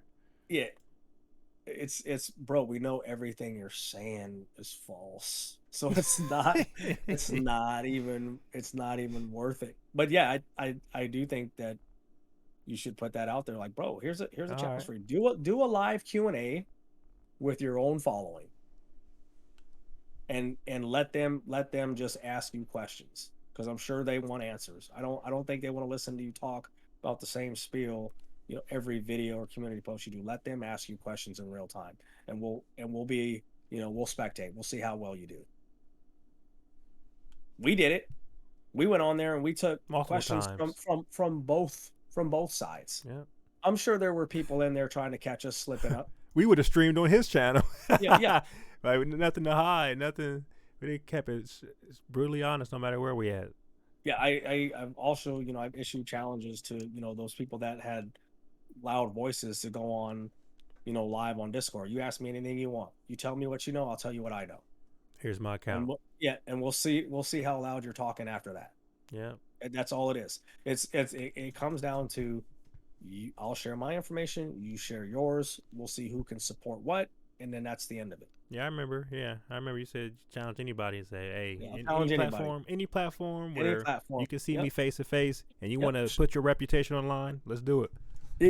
People, there was people. I found it like very strange that a lot of people that I was talking to, none of them had Discord, none of them had Facebook. They were only on YouTube, and I said, oh, how convenient, where we can't post links. We can't post pictures. We can't post videos. We can't point audio. You just get there and just be a keyboard warrior, and that's how you're going to give no me your repercussion. Opinion. Yeah, anonymous. No. Yeah, that's why you said any platform where you can see my face, Facebook or anywhere where you're on video live, real time. Whether it's, I think you were just even asking like, hey, just you hear my voice. Like, let's just do a voice. If you don't want to do webcam. We can just do voice, but real time, just straight up debate, fact versus fact, anybody in the world. Yep. Because of, a piece of that was, and that's why, when I started off on your stream, that's why I said, a lot of some of this, I don't blame it all on him, because you got people out there parroting their opinion of, wherever they got, their narrative from, and you're just fueling the fire. Because the more people you have saying this stuff, the more believable it is. Yeah. So it's like at the beginning, it was, it's me versus, 25,000 people. I think his following was at maybe like 23, because he gained a lot of following since, although it's died down. It's But people left. but it's Yeah. but it's me versus like 20,000 people. So that's why I was like, okay, if I have to take one of you guys out one at a time, that's what's gonna happen. And I was able to get, the biggest pieces earlier, like Gambit, Melody, Sharon M, N, or whatever, these people that had been following him for 10 years. So once they got out of the picture, then it's okay, well, who's left? Right? But then it became, apparent that it's okay, these guys don't really know. It's kind of a waste. They don't really know what they're talking about. Yeah. I think they just want the story to keep going. Yep. That's crazy, man. But yeah. But today, man. So, anyways, just to change topic, since that guy's a waste of time. So I went and got that game, that Predator game that I put in the chat. Oh, word. Bro. So I went and scooped it. So I was gonna. So I was, because remember, I think I was telling you though, it's been a long time that I bought a console just for one game. So I was like, man, I'm just gonna go buy that for nostalgia, because I went to the casino the other day. I did pretty good, and I was telling Eve, I was like, man, I want to celebrate some of my winnings. I haven't really bought anything for myself for a long time, so I was gonna go get a PlayStation at this GameStop, because I called my dude. He was like, yeah, I got mine at GameStop, and because Best Buy don't have them no more because of the new gens. Yep. Target either. So my dude, he owns a little video game store right here over by on Hard Road. Yeah. So I said, man, I'm just gonna go support him. I'll go get it from there. So I go over there. He only has one, so I pick it up from him, bro. So I bring it home, and Eve got me a couple gift cards from Best Buy. So I went and got like a dope ass monitor. So I get it home. I put a game in. I didn't know it's kind of like Xbox, where you got to put the disc in so it can copy it onto the hard drive. Yeah. Yeah. That's how it works. So, anyways, I'm sitting there waiting. It's like 11 gigs, bro. And then the next thing you know, I go to use the bathroom, and I come out, bro, and it sounds like someone's running the vacuum cleaner. Oh. I'm going, bro, what the hell? And I look over, and it's the PlayStation, and the shit just cut off. Oh no. So then I fire it back up, and it did it like 3 more times. It just kept overheating. So I called him up. I said, hey, that PlayStation I got from you, it's giving me some problems or whatever. He said, no, just bring it back tomorrow. I said, I'll hook you up. I'll take care of it. But I was a little salty, bro. I was like, man, I went out there. I spent all that time, got the game, got the monitor. I was sitting there waiting for it to download. And I come out here and the shit blowing up on me. Damn. That game looked pretty cool though. It looked pretty slick. Yeah, it's dope, man. I watched the playthrough. All the sounds and everything. It sounds just like the movie. Like it actually feels like it's another installment of the movie. Yeah, it's pretty good. I actually recorded everything. Let me see if I'm gonna cut it right there. Actually, we did better. 2 hours 47 minutes this time. Yeah, just cut it up, or whatever you want to do with it, and you can put it on, your channel or whatever. And the thing is I was trying to, again, because I knew that he was going to take those route. I was trying to like phase us out of it, right? And the only reason why I created my channel was because he was deleting stuff, Shawnee's posts. Yeah. So I told Shawnee, I said, you know what? I told her, I said, we're going to try to not like fill Marcel's channel up with, this nonsense. So we'll just I don't care. No. But I was saying, let's just put, a couple videos out there, so you guys have your record of truth, that he can't come and delete comments or whatever, and it'll always be there. And so she was like, okay, because I asked her before I did it, because I wasn't going to do it. I asked her, I said, do you mind if I do one for you guys? Or I even suggested they do it, and they said, no, you go ahead and do it. So I made that for them. Okay. And what's crazy is he came out there and told me that I think he posted in there, and it's still there. I don't delete his post. I let it stay there. get ready for prison or something like that. I saw that. I Yeah. saw that. I Yeah, saw. yeah. I let it stay there. And that's the thing is we're leading by example. I'm not gonna delete. I'm not gonna delete your posts because I think I even asked because I think I asked Marcel like once I made it. I was like, yo, did they go in there? Did they go in there and just delete stuff on their own? Because I don't mess with nobody's stuff. Yeah. Do they filter it or what? Because I noticed there was there was a post there and then it wasn't there, but I don't know if it's the individual themselves that are deleting their own posts. Because I Yeah. noticed like you'll have a number of comments and then you go back and you count the comments and it doesn't add up. A Sometimes lot. it depends on what they say. Sometimes it can auto filter, and then they have a filter setting too. Once you reach a certain threshold, you can filter out spam and certain types of comments, whether they have a link on there, or you can just set up your channel to where you have to approve every single comment. If you really, if you want to Mark McCormick it and sit at home all day and check every single comment and yeah, no one has. But Real people don't have with time Mark, for that. with Mark though, he only like in terms of like blocking people from like commenting on like his channel. He only blocks people who have like some connection to the people involved. Like Right. he's not just blocking like random people that like are skeptical. He'll go back and forth with them because it's like all you have to do is say, well, you don't know what you're talking about because you don't know any of the details, etc. It's like a stock like easy way to dismiss somebody. Oh, I But it's forgot like to. Matter of fact, well, my bad. I didn't mean to cut you off. I forgot to put up that. Oh, next post I'll put up is him contradicting himself. It's actually hilarious because he was saying, um, he was trying to say that he'll be transparent or he'll reveal certain details, and then like the next post he says, "Only I know all secrets," and I was just like, well, I thought you were going to be transparent. Like, only I know everything. It's just like hypocrite. But my bad. You were saying about his how to comments, the type of comments he replies to. yeah. The only people he's like he tries really hard to block comments from are people that know like stuff like inside stuff about like what's going on, like you, Fuji, me.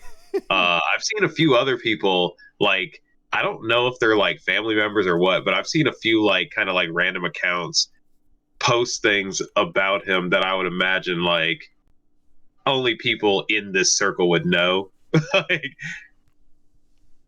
like there was one who commented something about uh something he used to do like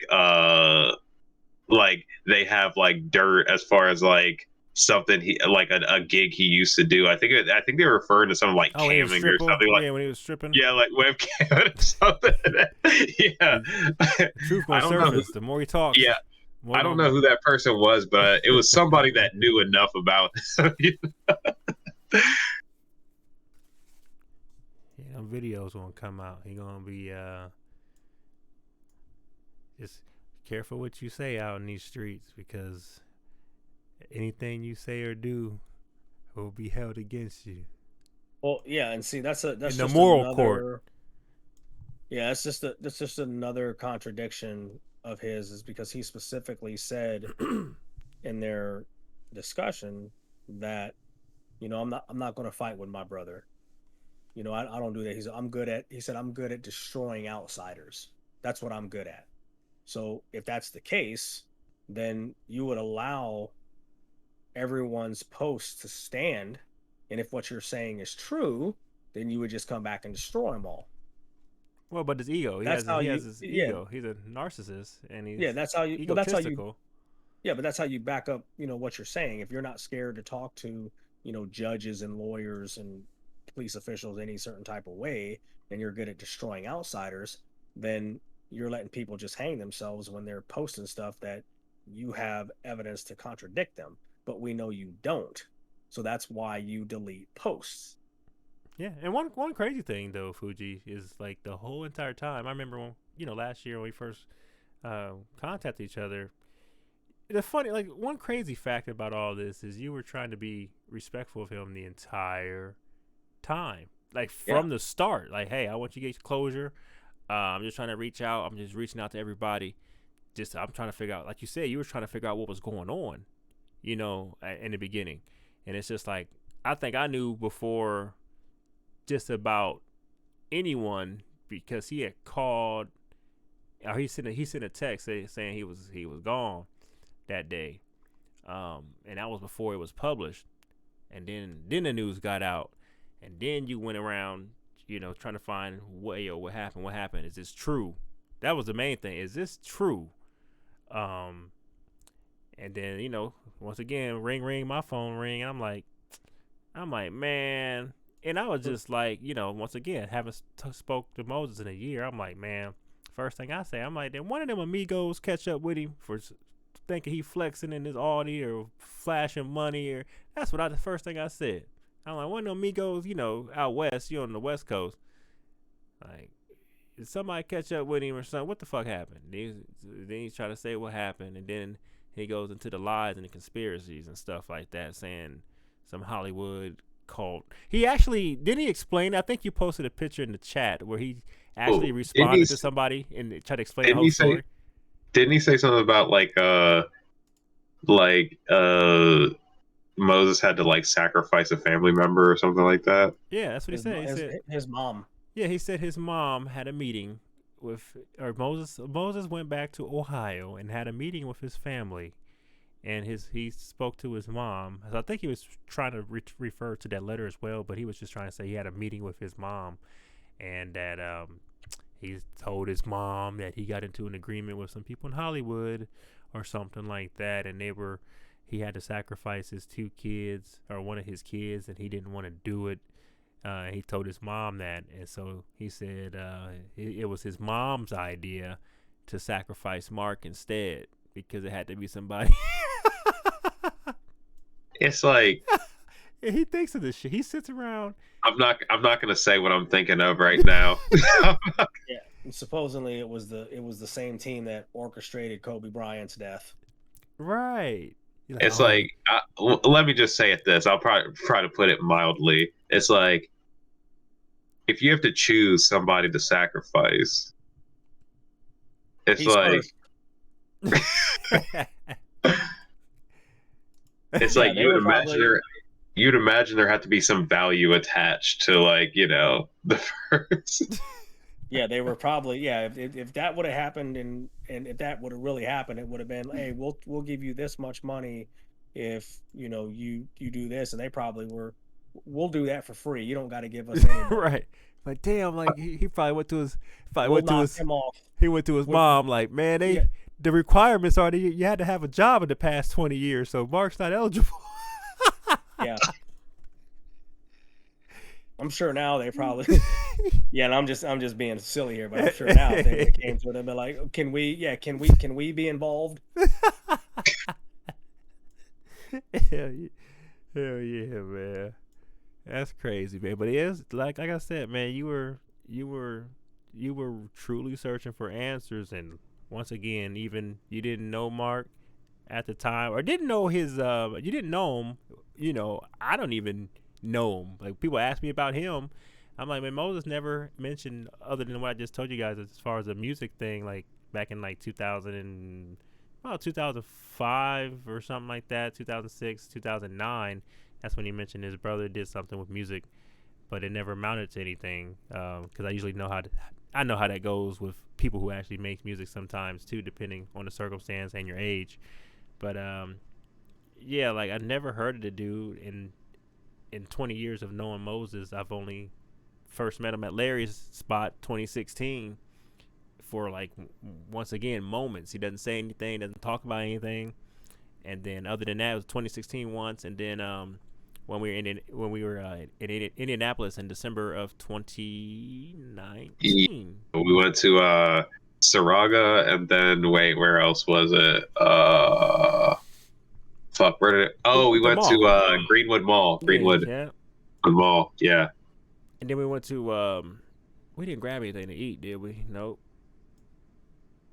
I don't think so.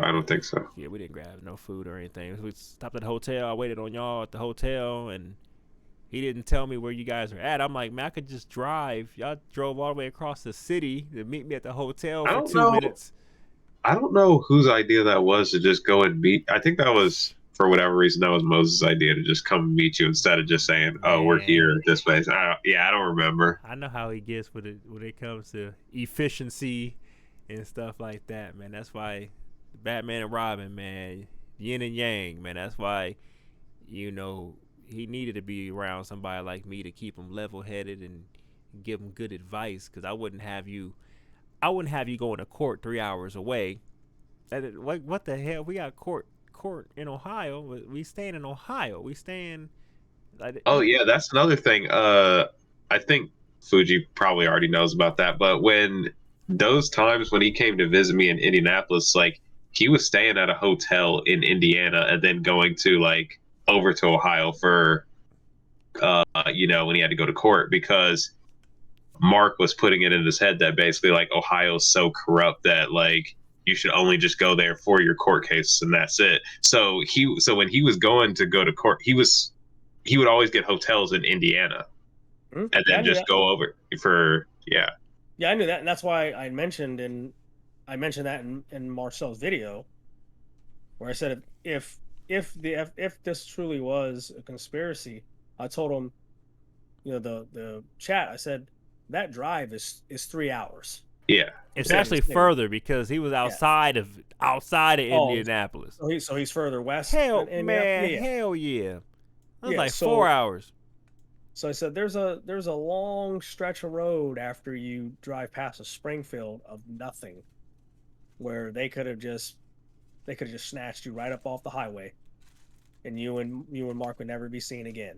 And this was, when the whole shit was getting, the police that wrote him the phony traffic ticket that's in on it. That's when all that stuff would have happened. Yeah. Yeah, he cost him so much that, I mean, it's too bad that he's not here anymore. But Yeah, it's he unbelievable. really did a job on him. And I remember they got pulled Too over. bad. He got pulled over in Akron, and then he was trying to say, yeah, trying to. He actually believes his brother was actually doing something as far as legal stuff. He was like, he thought because he got pulled over and they didn't give him a ticket, and his brother starts saying, what all constitutional rights none waive mean, and this being constitutional is being retarded. And Moses is thinking like, oh, that's powerful. They looked us up in the system and they didn't do anything. They knew who we were. I'm like, dog, them cops didn't want to do anything because they probably didn't even want to do the paperwork. They probably just like slow it down or Yeah. you know what I mean? So it's just like, dude, he just thinks everything was corrupt after that point. I'm like, dude, I remember when we went level, went to go do a level up and we got pulled over because we did a U-turn. And like he was scared, like super scared, frightened. Like, man, my heart beating fast. I'm like, man, it's chill, man. The cops, they're just normal people, man. Nothing to worry about. We didn't do anything. We just did a U-turn. If if we get a ticket, we just go take it to court. We'll deal with it. No big deal. It's just a U-turn. Cop didn't even do anything. So, moral of that story, he just got himself hyped up, got scared for nothing. He was just frightened of police encounters, and it could be the internet. It could be, just being a homebody, being introverted. But he, just a state of mind, man. Like just thinking, he was really thinking they were going through some stuff. His brother had him believing that they were getting targeted or chased, and then when they did get pulled over, nothing happened. So he's thinking, oh, maybe my brother is accomplishing something in his legal stuff, and so I believe what he's saying because I saw something with my own eyes and they didn't do anything. They didn't touch us. We're untouchable because of what you're doing. It's a lot of manipulation and, not being exposed to that type of stuff. Those situations could lead him to believe that, certain. That's why you just got to be careful who you're around at the end of the day, just as far as who you put your trust into, man. Because it's, like you said, it did a number on him and just trying to finesse him and trying to use him and creating these problems within his life. And it's just like, you think you were killed or you think you were assassinated in Miami, you think they were going to set you up, throw you in jail, and then kill you in Ohio? Like, this person is really going online and claiming this stuff. Like, that is a mentally disturbed person. Like, even to say it is one thing. Like, to say it and believe it. I mean, saying it is bad enough as it is, but to say that in a public forum and want to be taken seriously is like, that's insane. His legacy is going around telling people that he was being targeted and being assassinated, and that he had a reason because of a case that no longer exists, is why him and his brother, or his brother and him, were going to be killed.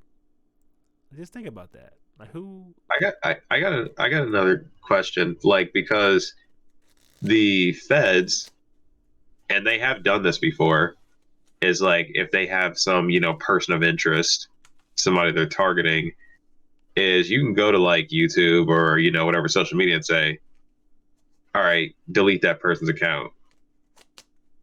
It's like, as far as we know, nobody's messed with his YouTube, or Instagram or wherever else he is. It's just like, he's just free to post whatever he wants. Right. And then people just start tying in everything. Like, I remember a few people did ask me about the COVID. Like, did he get the COVID shot? Like, people just want to take their frustrations and like the problems they have with their mental or maybe going on in their personal life, and try to align it, to my battery. Hang on a sec. And try to align it to whatever fits their philosophy or their narrative.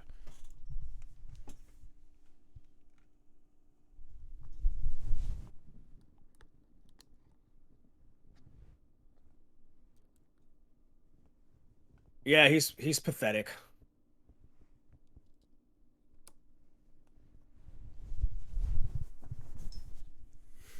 Do we lose Marcel? You still hear me? Oh yeah, okay. Here, Yeah, I think heard my camera. Hold on. Yeah. Well, hey guys, I got to take off because it's late and Eve's already asleep. But it was good chatting. Marcel, I'll hit you up in the morning. Yes, when I wake sir. up. We'll see what's going on. All right. But yeah. Good chatting, Brian. All right. Yeah. Good to finally get on. Good to finally get on the call with you. Oh yeah. So yeah, do whatever you want, Marcel. Chop that stuff up. Do whatever you want. All right, for sure, man. Sure, I'll see you tomorrow, man. If you're still trying to make those moves. Yeah. I'll hit you up. All right, man. I'll be on deck. All right. I'll hit y'all. All right. All right. Man, I've been up for so long. The evidence is going to show. Evidence is going to show. I've been up since. Man, I've been up since 5 this morning. Almost about 19 hours. You got to